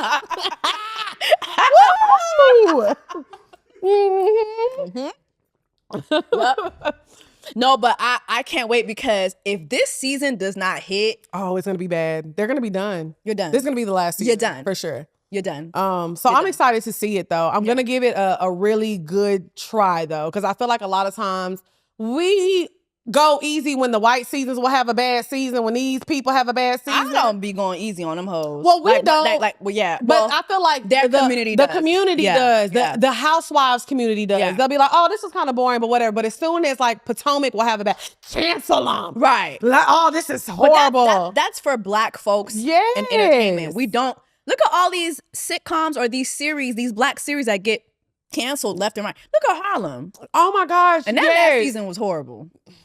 Give them one more again. One more That's what I'm saying. You shouldn't have canceled what was the it. one selling Tampa? They should have had one more again because I don't know what the hell Sherelle came back and did. Would you do reality television? I would do reality television if it was about me and my life. Like if it was like following Poor Minds or Remember when I had a reality television idea and I pitched it to y'all? And you was like, I don't know what the 85 South people gonna think. I was like, look at her not fucking with me. Well, no, this is the thing though. I was like, no, but do you remember the setup? I do. At that time, I had brownies. Yes. I wanted Poor Minds. I wanted cocktails. Yep, because Kiki had the same idea as well. Mm-hmm. But the thing is, like I said, I still think that's an amazing idea because it's so many Black podcasts out here that are great. It's a true crime podcast that I love, Sisters Who Kill. Oh, I love that. I love that. And I that's love Scam Goddess too. Yeah. Oh, I just was on Scam Goddess the other day. I love her. Shout out Love to her. Lacey. Yes. So I feel like, yes, there's so many Black women in this space, but we not getting that Alex Cooper money. So we need to all come together and do something. Madam Joyce, all of us. It's so many of us. Love Madam Joyce. Yeah. I hate the way she got dragged recently. Oh, I added to the drag a little bit. That's my girl though. Yeah, my sister, when she said the whole... I said, slow down with them beans and that toast. Hold on. And that damn ham on the side. Hold on, bro. And one little slice of tomato. Calm your ass down. Yeah. And she said, Uncle Thomas said, oh my God. And she said that I came here to dance, not think. Oh, madam. I came here to dance. You know how she talk. I just want to dance. I love her down. I love her. I love her down, but she got didn't it mean no wrong. harm. Yeah, she didn't mean no harm. Yeah. But I do like what you said. I want to go back to what you said about we're not getting the Alex Cooper money. Yeah. So recently I was at Baller Alert and we were talking about how the Alex Coopers of the world, the Joe Rogans of the world, we know what they get paid. Then you have these Black podcasters. Other than like Joe Budden, really, I don't be knowing what these people get paid. I don't know what like the folks at the Breakfast Club get paid. Right. But I could always look up what Ryan Seacrest was getting paid or what Andy Cohen is getting paid. Why is it that you think in our community we don't like to share those types of details? Because they think we're bragging, or they think that oh, she capping. That deal wasn't that much. And I bet that it's always with some chatter. Like I said, when Poor Minds gets our first 7-figure deal, this is what we got now. Yeah. And this is what we got to pay. Yeah. Okay. I don't care. Like I said, I don't mind talking about money. I think that goes into, like I said earlier, we are so scared to talk about money. We want to hide everything. And I feel like too with the numbers, Poor Minds, because with podcasting, they count your numbers on what you hit at the 30-day mark. At the 30-day mark, between audio and video... I'm still new.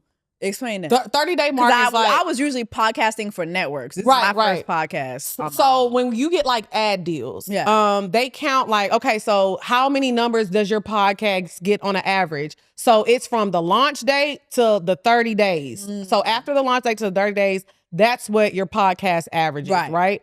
So at the 30-day mark... You're speaking audibly. Sorry. Well, I'm for us, because our deal with our ad company is audio and video numbers together. Okay. So they, 85 South hooked that up. They made sure we were straight. Right. Because we're technically a podcast, but our video, I mean, people got to see this. Yeah. You got to see what's going on. Switch up from the Captain Crunch wig. Hey, now, for no reason. Hello. I got the good wig for a reason. So our video numbers were so high. We're like, okay, we can get more ad money, but we have to include these video numbers. So I say all that to say anyways, like at the 30-day mark between audio and video, we're definitely consistently hitting 100,000 plus. Yeah, of course. It depends on the guest, but it'll be like in that 150, 200, mark. So if you do the Your math views on are that, crazy. Yeah, monthly we're getting 1.3 million views. Yeah. Like we got millions of people watching us a month. Yeah. And I'm talking about with all the content. So, and when I'm looking at my YouTube breakdown, Let me see. Well, you got my phone over there. It's okay. Yeah, you can pass me my phone because I want to give you a real-time number. Oh, period. Because, like I said, I ain't got nothing to hide now. Okay, period. So break it down. But because this is what I talk about. The issue is with the money, right? So for Poor Minds, let me get switch account. Let's see. So for our last 30 that was days. Such a flex. Switch account because she got multiple accounts. So multiple checks. Okay, period. That little P money coming through. Okay, so the last 28 days, we have gotten 1.3 million views on our channel. So you telling me 1.3 million people are viewing us a month and we ain't got a multi-million-dollar deal yet? And there's people who have million-dollar deals that they not even hitting half a million. But what are they? Every time. Every time. That's why I don't mind staying independent and working with 85 because I got all the patience in the world, but y'all gonna give me my money. No, literally. You know what I'm saying? Literally. So I feel like in the community, like I said, we just need to talk about it more. I don't mind saying my numbers because if y'all got a podcast out there, y'all getting 1.3 million a month, let me know how much y'all or who y'all working with, what deal y'all got. Dead ass. Only if you a millionaire though. Millionaires only. I ain't no shade, no tea. Because my sister's already making hundreds of thousands. Yeah. So she wants to go ahead. The big check. So let me know what y'all talking about. What do you think is something that folks underestimate when it comes to podcasting? Because you and Dre have been doing it for years. You've been consistent. What do y'all think some of the most underestimated things are when it comes to podcasting? I think two things is the work that goes into it. It's a lot of work. We have a whole staff. Like, I gotta pay people at the end of the month. Like, if people don't watch, it's hard. So I think it's the work. People think I just get to put makeup on and show up and crack jokes, but I work every day. And now I have Love Lex P, so I'm doing double the work because I have a whole nother show I'm producing. The work and the consistency is everything. Poor Minds has been going for 6 years now. We've never missed a week. Not 1 week. Never. I don't drop seasons, honey. Hello. I don't understand that. I don't know that life. Me neither. Every week. Me neither. You got to see me. You're not finna forget about me. Me neither. So I think that is. Baby, I was on a cruise ship recently and I recorded my podcast while I was on the cruise ship. You get it done. I got to get it done. Sorry. And I think a lot of times the people be, oh, Lex and Dre are not that funny. Or they probably tell you the same, oh, Jessie not that funny. But I'm going to outwork you. So where do we go from here? Hard work beats guess talent. what? Consistency literally will beat talent. Literally. You not finna outwork me. Every Friday at 7 p.m. Yep. I'm not missing. Faithfully. Every time. I don't care if I'm sick. Yep. What's up, y'all? It's your girl, Lex P. Roll that camera over here, God damn it. I don't care. Yeah. I'm getting that footage now. And I'll be raising hell. Yeah. I know the people that work for me probably be like, oh yeah, y'all think she cool. I don't care. I gotta get it done. No, I gotta get it done. So I think that's the misconception. People think you could just press record and be funny. But I say this to everybody that wants to start creating content and podcasts, whatever you're doing. I don't care how much your camera is, how good your lighting is, how good your mics are. Let's get back to good content. Oh, yeah. Y'all be watching Jessie trying to talk like Jessie, watching Drea trying to talk like Drea, watching B. Simone trying to talk like that. It don't Just work be like yourself. that. You have to Find be yourself, unique. yeah. So even though me and you talking about the same stuff, Jessie's not going to say the same things that I'm saying. Vice versa. You're going to get two totally different experiences. So I think that's why we are able to come together and still key and have a good time because we're not trying to do. No. Like, you're not trying to act like me. I'm not trying to act like you. So I think that's one thing that we do have. Like, we're unique. Yeah. And our personalities are unique. So I think those are like the three main things when it comes to like being in this space and being successful. What's something that's like shocked you that you guys accomplished with Poor Minds? Ooh, I can't give it away, but we have I'll tell you afterwards. Okay. But we have a big announcement coming up, and it just blew me away when this came about. And when everybody sees this, they're gonna be like, oh, they out of there. Period. Like, we out of there. Like, once this comes out, it's like, okay. Okay, period. Yeah. So okay, period. Yeah. Period. So that's the thing. Like, the opportunities that are coming now, I'm like, damn, like when I sat down on the couch next to T.S. Madison and T-Pain, Wiz Khalifa, like the people that I've interviewed, I'm like, wow, like we really doing this. So yeah, I feel like just the work that me and Drea have put in to get us here, even with Love Lex P, like I just launched it and my views are good. Great. You know what I'm saying? Yeah. So I'm like, damn, like, so it's just a blessing. Like I feel like I'm extremely blessed, you know? So before this particular announcement that you can't I know. give us, what's something that you guys have accomplished that you're like, wow. Wow. You know what? I'll say this, touring. Yeah. I mean, to be like, I think our biggest venue that we've done was House of Blues. And I think it was like 800, 900 people. And I know it don't sound like a lot. It's a lot. It's hard to sell tickets. It's hard. It's very hard. And then our VIP tickets be $100. Yeah, it's hard. So when them VIP tickets sell out and the venue sells out and we got, you know, Lil Kiki and Paul Wall showing up for us, I'm like, wow, like people really, you know, really support us. So going on tour and actually being able to touch the people and talk to them and see how we make them feel, I'm like, we really something special. Yeah. Like people can say what they want about me. They can say what they want about Drea. They can say what they want about our friendship, but we're special and you can't change my mind about that. Why do you think people try to... Because I feel like whenever it's like female podcasters versus like male podcasters, you don't get certain commentary when it comes to like dissecting the person's friendship. Like even now, like, you know, as you're splitting up, but you're not really splitting up. You still have Poor Minds, but you're doing your own thing. Absolutely. Do you feel like people will see that and be like, oh, they don't really fuck with each other? Child, they don't fuck with each other like that. Poor Minds is, when I announced Love Lex P and Drea announced her separate beauty channel, they breaking up. Oh God, I knew it. I knew them hoes didn't like each other. First of all, Drea is my sister. It's beyond best friend. That is my family. I love her to death. She has Muse Beauty. Drea is a beauty girl. Yeah. And she does that very well. I'm like, okay, I'm watching my friend become a businesswoman outside of Poor Minds. I'm like, girl, what is you doing? So it inspired me. So I'm looking at my friend like, okay, let me get my little one too. So it's never a competition, but I think it's because me and Drea are so opposite and people don't understand us. It's not for y'all to understand. Come here and laugh and go about your day. Hello. Stop trying to break down me, because this ain't that. And when I say this ain't that, I don't have an ego when it comes to my sister. Hello. So it ain't no money, ain't no comment. People getting them comments and they start letting comments, and you see how stans will make artists fight.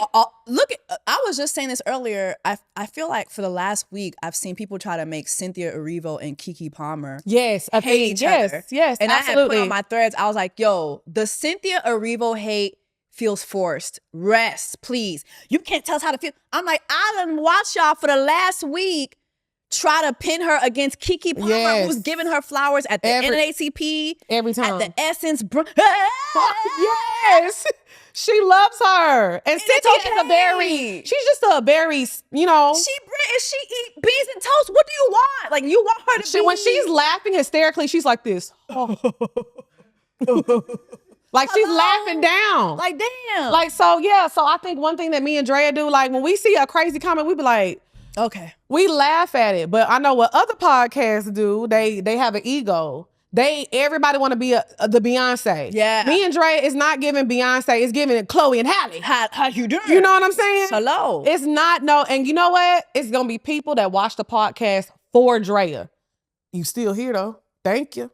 I don't care. There's going to be people who watch it for me. Thank you. I don't care why you are here. Just tune in. I love my girl. You can never put me against her, ever. I don't care what none of y'all say, what anybody has to say. That's the bond that can't be broken, because whenever these deals come and go, whatever comes and goes, all we gonna have is each other. Yeah. Especially as Black women in this industry. I don't trust none of y'all anyway. Yeah. So I'm not finna be, let me go buddy with her and talk about Drea. No, I don't trust you hoes. So Drea got my back and I have hers. Period.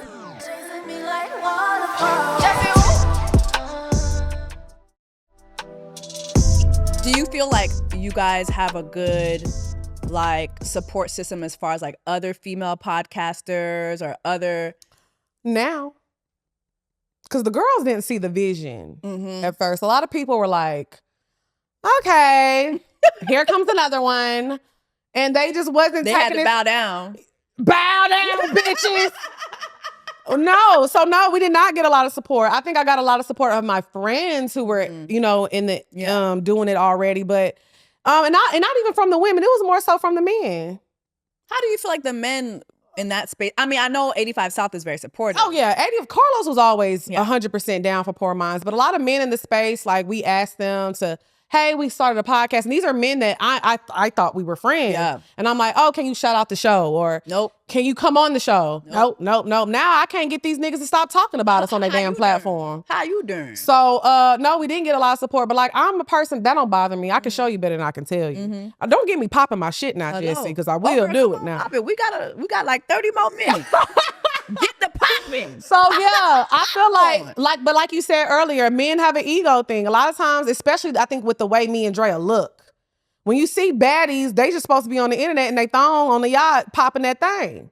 I'm gonna do that, but you gonna get these jokes too. I got something to say. Versatility. I'm saying I gonna get this ass, and you gonna get these jokes. Hey, it's a two for one with my ices now. So I think with Drea and me, they are so surprised because usually women, and I don't like to say this, but not what I think, but society likes to put women like us in a box. We're just eye candy, and that's it. That's all we supposed to do. And I think when we first came out, we fed into that. Yeah, I'm gonna take them pictures. Oh, girl, what? Our first tour pictures, we was on there with the booty. Oh yeah, I had that sweater. And it worked. Just walking around with Lex's booty on the chest. Period. I hit that little Kim pose on one of them. Oh yeah. Yeah. But it worked. And I feel like it got the people talking. They like, what are these girls doing? And the it's stuff provocative. Yes, it was. Gets the people going. Because I'm not gonna lie. When Poor Minds came out, we was talking about, go get you a BDB, run it up. It was like City Girls for podcasting. Yeah. The girls are doing it now, but we were the first that were really talking about it and not ashamed about it. Like, it's funny to look back at now because, I mean, we date different now. We view life differently. But I think we've done a lot for the podcasting community and Black women. You know, I feel like we've made women feel like you can sit on the couch and be comfortable and be yourself, but you can still be a baddie. And you can still be educated. You can have serious conversations. Like, we done had people on our show talking about stocks, talking about religion. Wait, you said stocks. Stocks. Oh, stocks, my bad. Yes. Like, we've had Earn Your Leisure. Stocks. So we've had, Earn Your Leisure. We've had Ian on there. And then we had religious people. We had Brianna Bible. We've had Crystal Renee. So it's like one thing, we mesh well with everybody. We've had you on. Yeah. Oh my God, yes. We got to do another one. That clip goes viral every time. Yes. Something in the kingdom go wrong. Yes. Something in the royal kingdom go wrong. Oh my God. That damn princess. You will never be Princess Diana. Yes. You was the people's whore. She was the people's princess. That was a moment. Oh my God. That was such a good episode. It was we gotta run it back. Hell yeah. We have to run it back. Let me ask you a question. Yeah.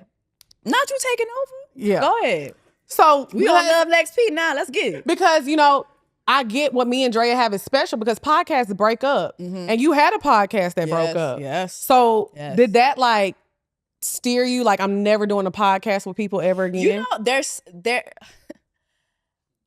I think because when that broke up, I got to do podcasts on HBO with Issa Rae. I've done things with Hulu. I've done things with networks.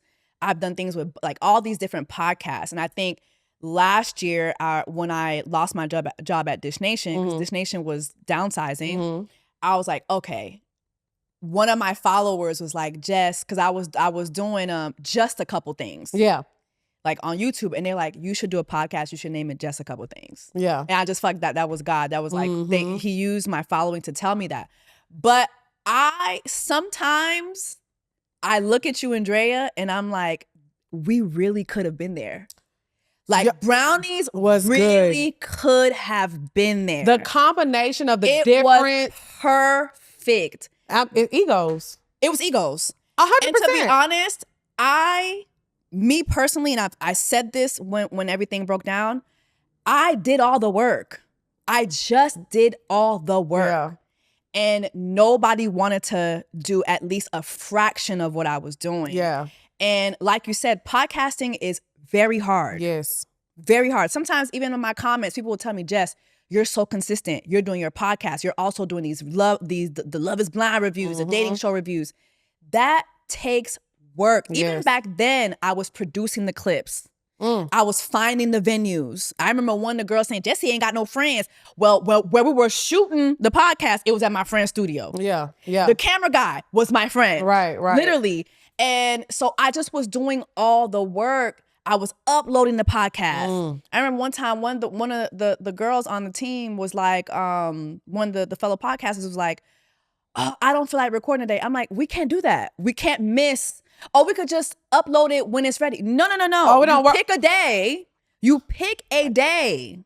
It's got to be the pick same. A day. You pick a time. Yeah. You don't just do it when you feel like it. No, not for a podcast. That's not how you go forward. And I feel like, you know, the other two girls, maybe they looked at me and was like, she's controlling. No, I just have really hard work ethic. Yeah. I know I'm going to get it done. Yes. And I thought that they were both brilliant. They both brought things that were great. It's just I did all the work. And that's a lot of why people fall apart too. Because I have somebody in my life that is struggling with that right now too. And I will say, one thing that I can always count on, baby, Drea gonna do that work. It's 50-50 with that workload. Like, she has never shied away. And if she don't want to do it, she gonna pay somebody to do it. Yeah. And then on top of that, she gonna show up. Yeah. Every time. Yeah. So that makes a big work. You can't be like, oh, like I can't be telling 404, oh, well, I don't feel like doing it. They gonna take my check. Yeah. I already done paid for it. Yeah. No refund. Yeah. I don't get that money back. You know what I mean? You got to. So you don't just get to just decide when you want to do stuff. And but sometimes I really feel like, damn, like we could have been either up there with you guys or we could have been very successful because we were all three very different girls. Yes. Very different girls. I feel like I was more of the Whoopi. If you watch The View, I love Whoopi's position where she steers the conversation. She will chime in, but it's like, I put Diamond in the middle. Yes. Sometimes I would see her say, after everything went apart and she went and tried to get her Karen Civil on, that shit ain't work out for her ass. But she said things like, oh, Jessie had no friends and Jessie was jealous. No, Jessie always put you in the middle. I thought she was a star.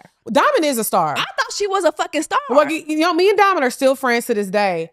Diamond is one of the wittiest people she was a star. I have ever met in my life. So I do wish that situation would have worked out for y'all because I think that dynamic, because me and Dre are so opposite. So it's like that difference, like that just brings it together. So that's why I was just wondering. Like, it just, I think, like you said, it was egos. It was just a lot of funny shit.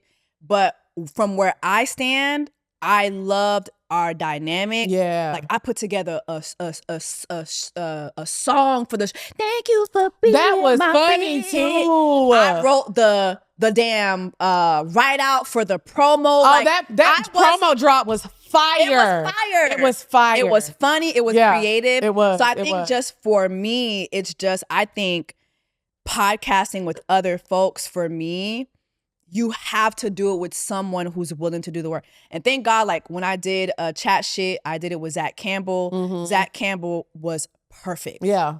Always came, energy on 10. Sometimes I'll be like, okay, well, you're gonna have to pull my energy up. Yeah, baby. yeah. But it was perfect. I think you have to be able to do this with folks that really take it as serious as you do. Yep. And yes, it's good to do it with folks that bring different things to the podcast space. And then you gotta have people that know how to turn it on when them cameras turn on.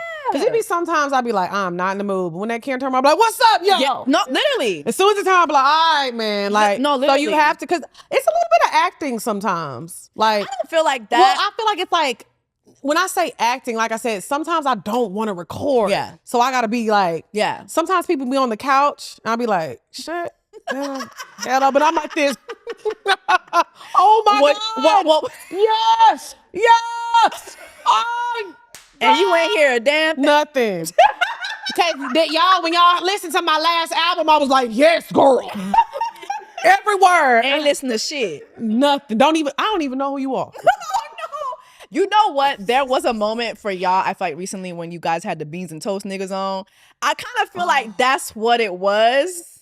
I feel like that, because even I did a review on it and I was like, Lex knows how to ask questions. Like, she asked a good question. One thing about you, though, you asked questions that that unexpectedly get surprising answers. Every time. Remember that $50,000 lady? Oh my God. Like, every time.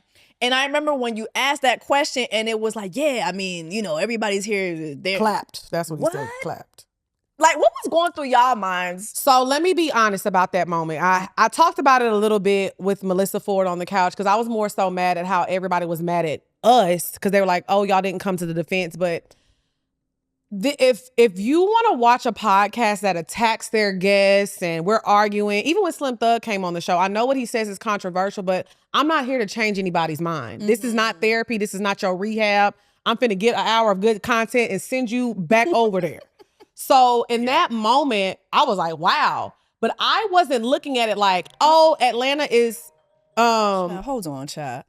Bamelo Bacnes is my niece, child. How? I'm gonna call you right back, Ken.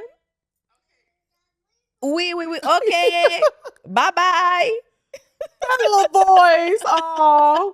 But in that moment, I was like, my mind didn't go to, oh, there's nothing but black women in Atlanta and you're talking down on black women. But why though? I did wonder Let me tell y'all, their audience is mostly white people. Okay, I didn't know that. We went to their live show. We couldn't get in because we showed up late. But I'm telling you what I saw coming out of that theater. So it was mostly white. It was a lot. Now it was mixed, but it was a lot of this. Okay. I don't know where them boys went. They said they went to some day party, some rum day party. I've never even heard of it. I don't know who they saw. So in your mind, it wasn't black women. It could have been white black because women. everybody was like, they talking about y'all. Y'all, even though y'all saying y'all from Texas, y'all look like Atlanta women and do. Yeah, you do. But you ain't talking about me. I'm not offended because you're not gonna sit up here on my couch and say, oh, the women out here are clapped. You're not talking about me because I'm a baddie. I'm not interested in either one of y'all. Yeah. So you not finding me attractive, don't even offend me because even if you are talking about me, I don't care. So in my head, it didn't even go there because I'm not interested. Yeah. But like I said, I don't even know what spots they were at. Because like I said, when they mentioned the rum day party that they went to, I never even heard of it. So they could have been around. Y'all be acting like, yes, Atlanta is a black ass city. Go to that Beltline. No, dead ass. Go to that Beltline. Me and my man go to the Beltline to ride our bikes. Okay, that's what I'm saying. Very diverse. And I'm not trying to play like, because people gonna be in the comments like, oh, Lex trying to be obtuse and play dumb. Yeah, I'm not, but I'm telling the truth. In that moment, it didn't go to they're talking down on black women. Now, when that other clip came out with the Andrew Schultz thing, yeah, it was clear. Maybe it did go over my head. Because one thing about me, I'm a jolly bitch. I never think people are shading me because I'm just like, why you shading me for? Yeah. So even if they were shading me, because people like, oh, Lex so dumb, they talking about you, girl. I don't care though. I just don't care that much. And my platform is for black women. So I never want people to feel like I invite people on my show to talk down on black women. I'm a black woman, y'all. Yeah. So I think that moment was blown out of proportion on how people reacted to me and Dre. Yeah. Yeah. I didn't say nothing. Yeah, because even when I reviewed it, I was like, that's not how I saw it. Yeah. But I did feel like they were shading y'all. I did feel like, but I didn't feel like, I thought y'all just didn't catch it. Yeah, and I think that's what it was. Yeah, y'all just one thing didn't about catch it, because if you throw shade at me, I'm not catching it anyway. Yeah, I'm not finna go back and forth with you. Yeah. Because if I start joning on your ass, y'all gonna be like, cut the cameras, bro.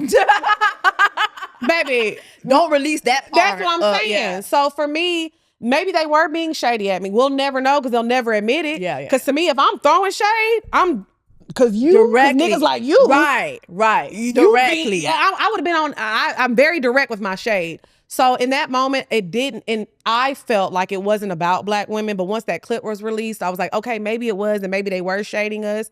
But I don't know about, I don't know too much about either one of them, but I know Fuhad for sure. He likes black women. Yeah. And this is from you know that for sure. Yes.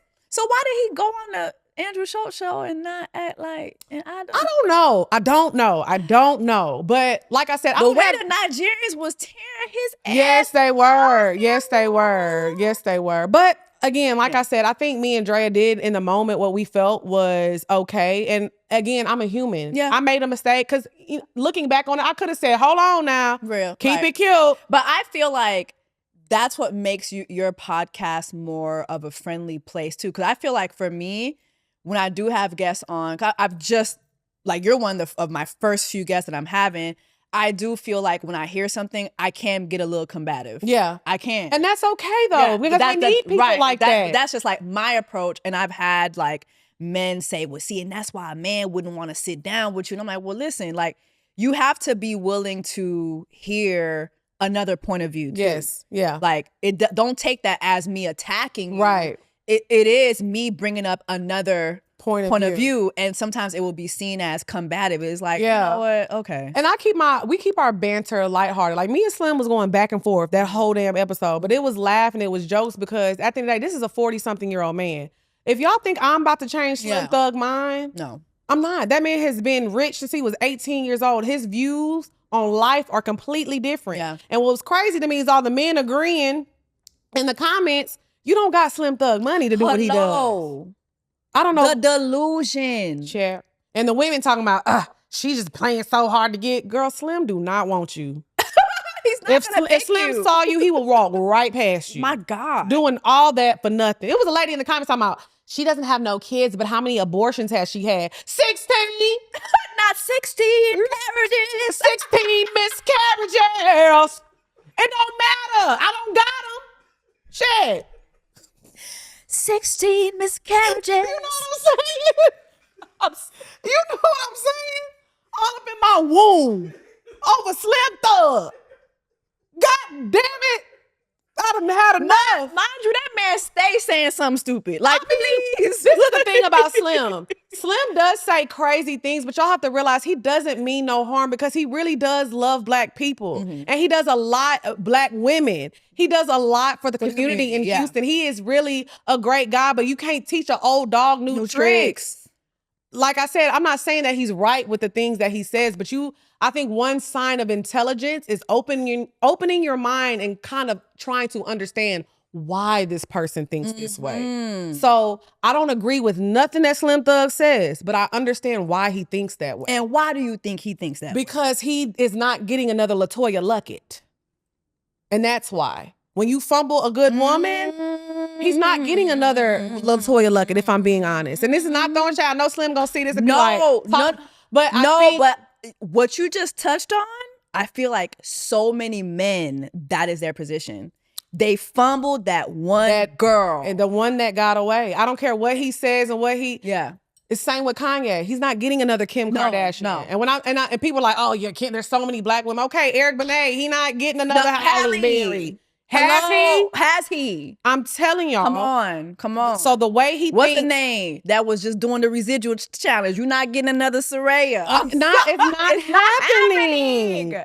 It's not happening. And I'll say this, and I'll put people gonna be in the comments like, oh, well, that just not their person. And I'm not saying that. What I'm saying is sometimes not everybody is replaceable. Hello. And sometimes you have that one heartbreak that changes you forever. And I can't speak for Slim or anybody else, but what I'm saying is when you are a man who is a self-made millionaire at 18 years old and you attract all type of women who want money and see you and kiss the ground you walk on, then you come across a LaToya Luckett who wants to build something with you and she has something to bring to the table. That's a little different. So I think that he has not came across another woman like that, because he doesn't attract women like that anymore. So I can't fault him because the type of women he attracts. And that's truly how I feel. That's my opinion. I don't know who he's dating right now, but we do know that. And we do. Listen, I will tell you this. I may not know how he doing in the dating sphere, but I know one thing about it. LaToya Luckett gonna keep a ring on. Yeah. Hey, she gonna get married. When you a good woman, a man gonna see that. You know, so I think with him, I don't fault him for his thought process. I think he's just a product of his environment. Literally, the last clip we posted, I said, you would be a good side nigga. He said, that's what I've been my entire life. He said, the reason I don't trust women is because I've been sleeping with wives and girlfriends. He's like, I traumatized myself. He admitted that. So that's why I said he's very aware. Slim is nobody becomes a multimillionaire by being dumb. He's very smart. Well, I'll say this. No. Well, being a rapper, because rappers be broke, being a rapper for being a millionaire, he's 45, 44. Yeah, he's young. 18 to 44 to make that amount of money and to keep it. Yeah. One thing you can say whatever you want about Slim. That man got money. Yeah. Very long. Very long. Say whatever, but you don't keep money by being a dumbass. Yeah. You can make $1 million, but can you keep it? Can you multiply it? Dumb people can't do that. No. So I will say he's not dumb. He just has a different view on life. That's how I like to look at people when they have different opinions. So no, I'm not attacking people for their opinions. No. I'm just not. So if you want to watch somebody tear somebody apart and read them down, you're going to have to go watch, I don't know, Joe Budden or somebody. They be go tearing watch each that other lady up. who told y'all that lady had the AIDS. Yes. It's a lot of people who read people down. I'm not into that. Yeah. I like to get drunk on my show and baby have a good time. If I'm not slurring by the time karaoke come on, did I have a good time? So who was your best karaoke guest? Ooh, oh my gosh. First of all, myself. Period. I be singing down. T.S. Madison was a good one. Mm-hmm. She did really, really good. Damn, we've had a lot of good ones. I don't know, Jessie. I really can't think at the top of my head. We had a good one with Slim. Okay. Who else? I'm trying to think of a guest that we had on. Oh, Duval. I didn't see that. He rapped? No, he sang Meeting in My Bedroom. What's his? Y'all know him from Sisters and what's the one that he got with Crystal Renee? Well, Fatima. Yeah, he also has this Christmas movie that did really, Zach, really well. Yes, Zach and Fatima. That's one. Oh, that has probably been my favorite guest. I love Val and his wife. I love them. Emotionally intelligent. Yeah. And that's what I'm saying. People are like, why do y'all keep inviting these men? We invite all types of men. You guys just don't want to hear the healthy shit. Yes. And now that clips and they did viral. They did well. Because they have a good following too. Yes. You can't discount that. But I do feel like, how do you feel about the relationship advice space? I'm over it. Honestly. And I get caught up in it every time. That's why people be like, all they talk about is niggas. I'm like, I really don't. I don't want to talk about this. I don't, me and Dre are in this space now. We have actually hired somebody to help us come up with our topic. Mm-hmm. So half the time, I don't even know what I'm talking about till I get there. Period. And a lot of these topics, they are not about men. Hired someone. Yes. To tell her topic. Please. I just want y'all to understand where Poor Minds is at. Oh, yeah. I don't do that no more. Child. Meanwhile, I'm still in the ghetto. Well, you know what? I'll say this. But I love researching though. Right. But I think for us, we've been doing it for 6 years. Yeah. 300 and something episodes. So me and Dre have talked about everything under the sun. So it was more about bringing another mind in, another poor mind in. Hello. Another mind to pour into your mind. You know what I'm saying? So we had to switch that up just so we could get another perspective to help us because we've talked about so much. But Poor Minds, we really talk about business a lot and getting your life together as a woman. Okay, period. You know what I'm saying? Like if you look at a description of Poor Minds, we talk about 2 women in their 30s in Atlanta trying to navigate life. Poor Minds is about life. It's a lifestyle. A TV show. It is. It's a lifestyle podcast. And part of that is dating. We have the bed topic where we talk about sex. We're grown. We all are having sex. So I think it's so crazy. You doing the sex? Yeah, girl, yes. I be bent over showing that fat nappy. Yes, I do. You told me you just found the Lord. I did. The Lord didn't tell you to find. And the Lord done found me. Okay. Amen. And he didn't tell you to sit that pussy still. You know what? Sometimes I slip up now. I'm not a perfect Christian now. I'm not perfect. Lord. You know, Medina told me she just found the Lord and now she leading worship. Are you going to be leading worship? Let me tell you about Medina ass. Medina heart got broken 16 pieces. So Medina is on her journey right now. Medina finna be outside in a few months. I cannot wait to see it. Yeah, I love that. She came by and she had her Handmaid's Tale dress on. I love Medina, and my heart goes out to Medina because I get it. Heartbreak is hard. Yeah. But I hope she does get her relationship with God right. I always encourage women to do that. No, she was very...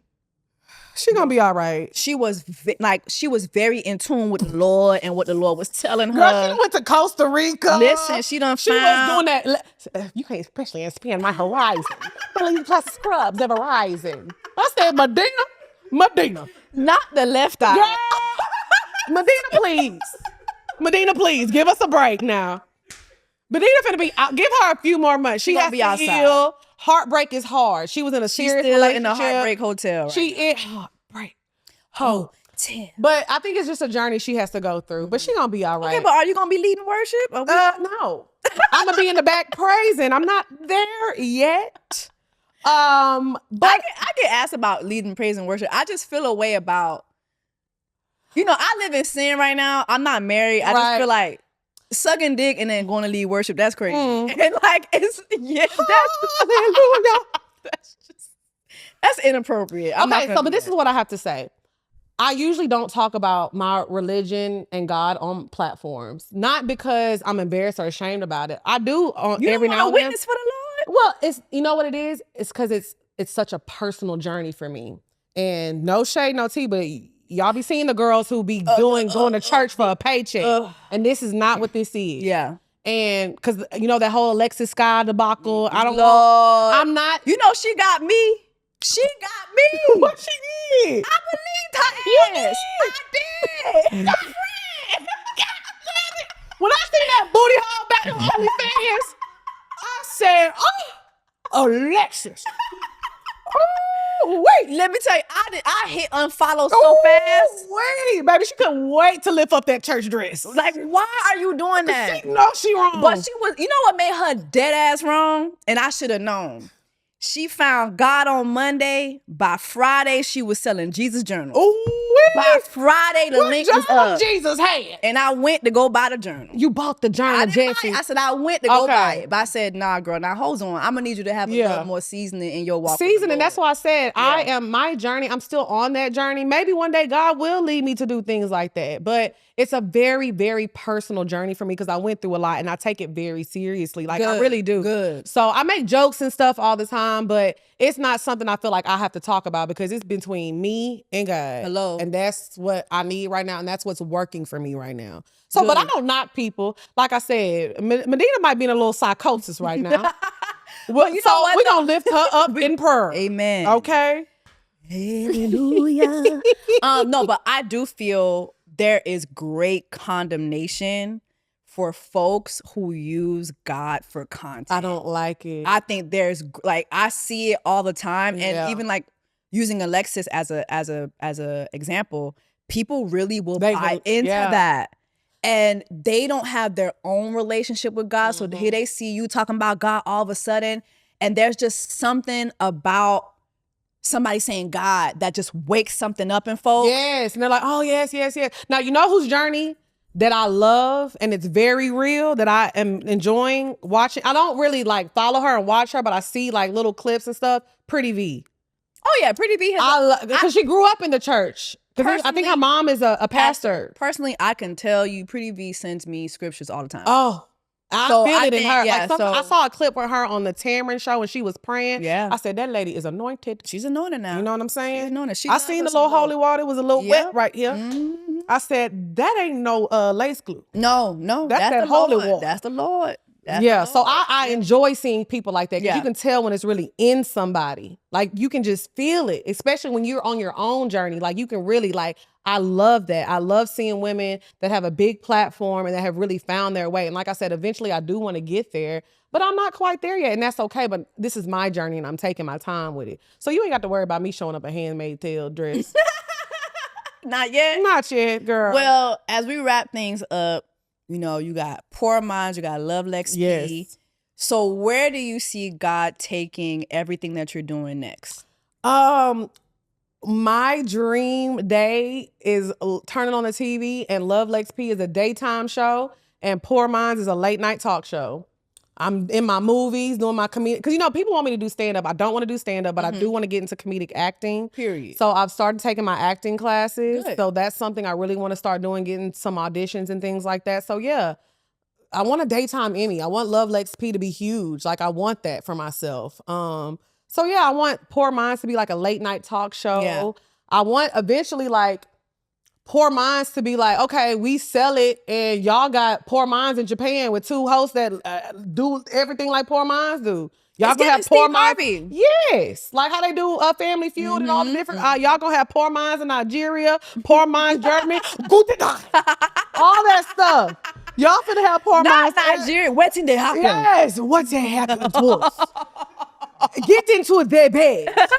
We finna do all of that. So yes, I want to be a media mogul. You know, like I'm really working on like building my empire and just continuing like I said, my religious journey and just working on myself, staying in therapy. So yeah, daytime talk show, late night talk show. Period.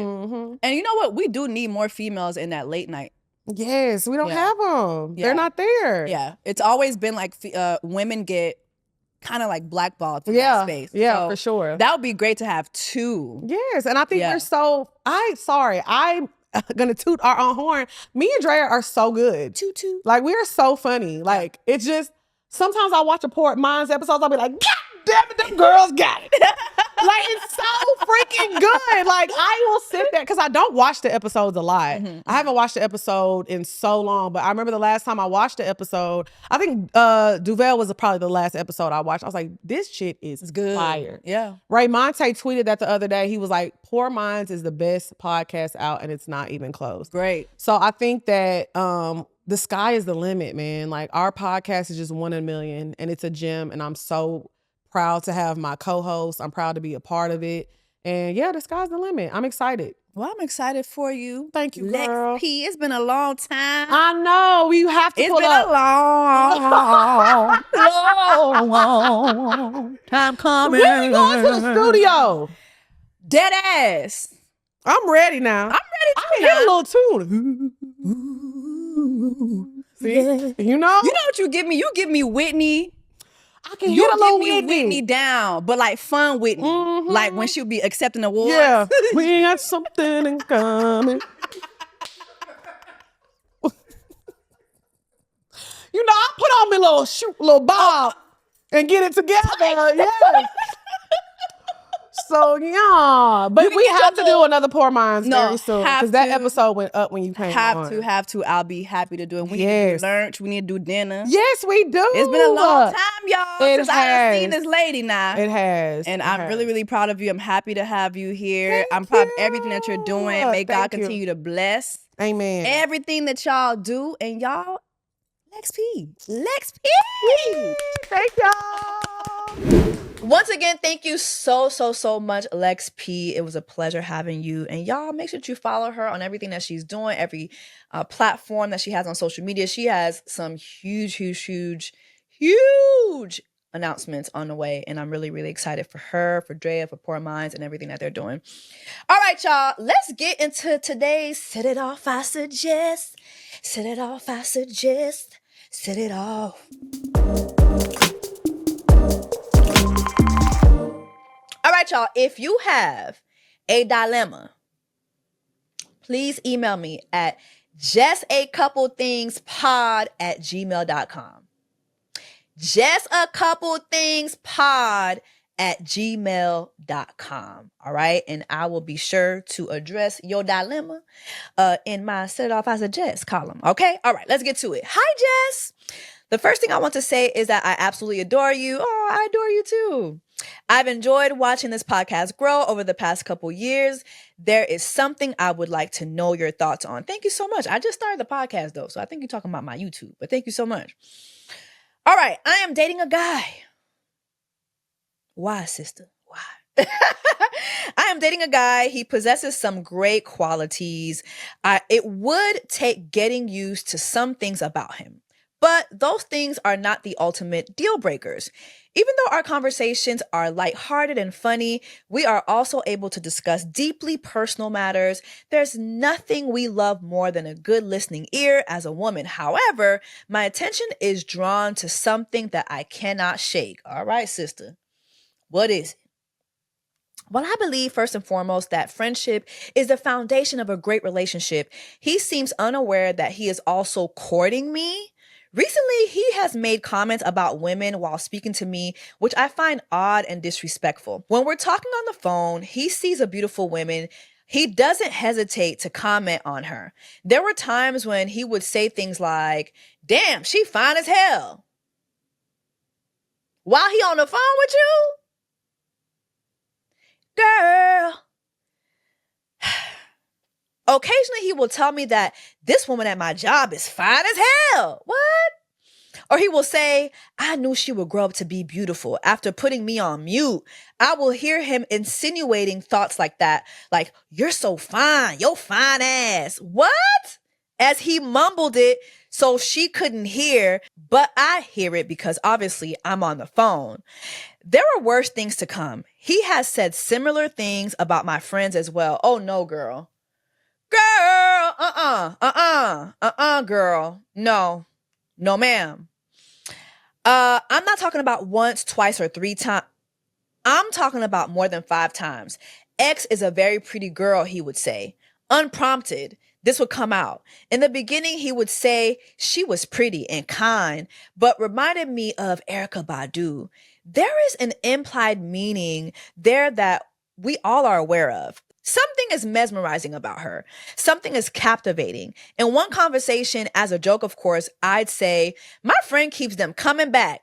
And he replied, I'm sure she does.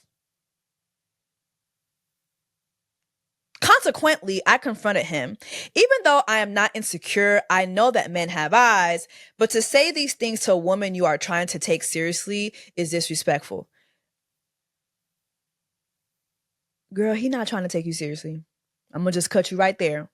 No man who is trying to take you seriously is going to openly flirt with your friends and openly flirt with other people at his job while you can hear it. That man is not trying to take you serious, but let's continue. In other words, it's rude. It is certain that if you are prompted, your actions will match intrusive thoughts. My approach was, how would you feel if I told you your friend is fine? His wife was blessed to wake up next to him every morning. He's this, he's that. He said, I would curse you the fuck out. Okay, so it's okay for him to do it, but it's not okay for you to do it? What makes you do that to me? Exactly, I asked. According to him, I'm exaggerating the situation. There's no big deal about it. He does not understand the gravity of what he is doing. Although I trust my friends, I would feel strange seeing him alone with them. That's not because they did anything wrong. It's because I don't trust him to show restraint and respect to them, and most importantly to me. Who wants a creep of a man? I don't trust him not to say those things directly to them or any other woman for that matter. The funny thing is, if that were to happen, he would certainly paint it as, I don't know why she's tripping. She's insane. Conveniently forgetting that he seeded that doubt in my mind. Jessie, what do you think?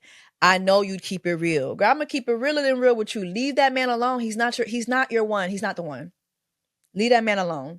This man is going out of his way to disrespect you. And I think that men who do this, they test their levels of disrespect with you.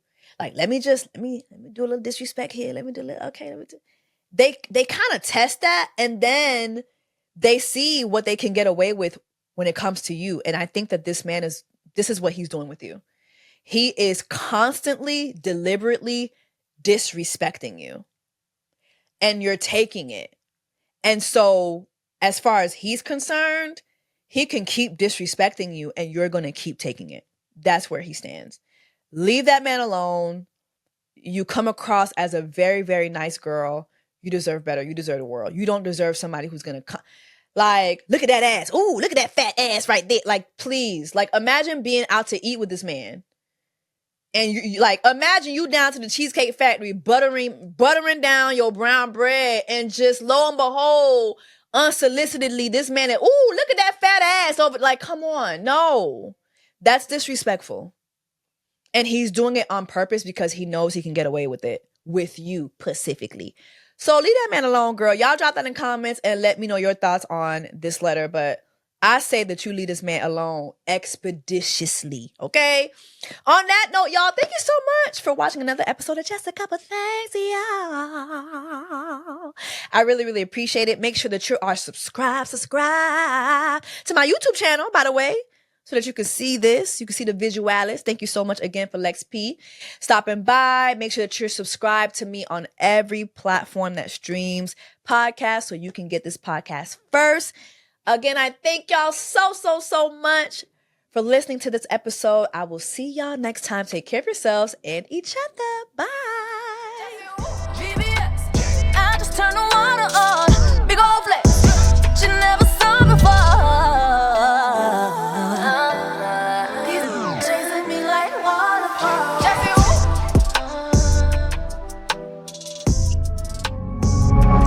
Woo. Pioneer.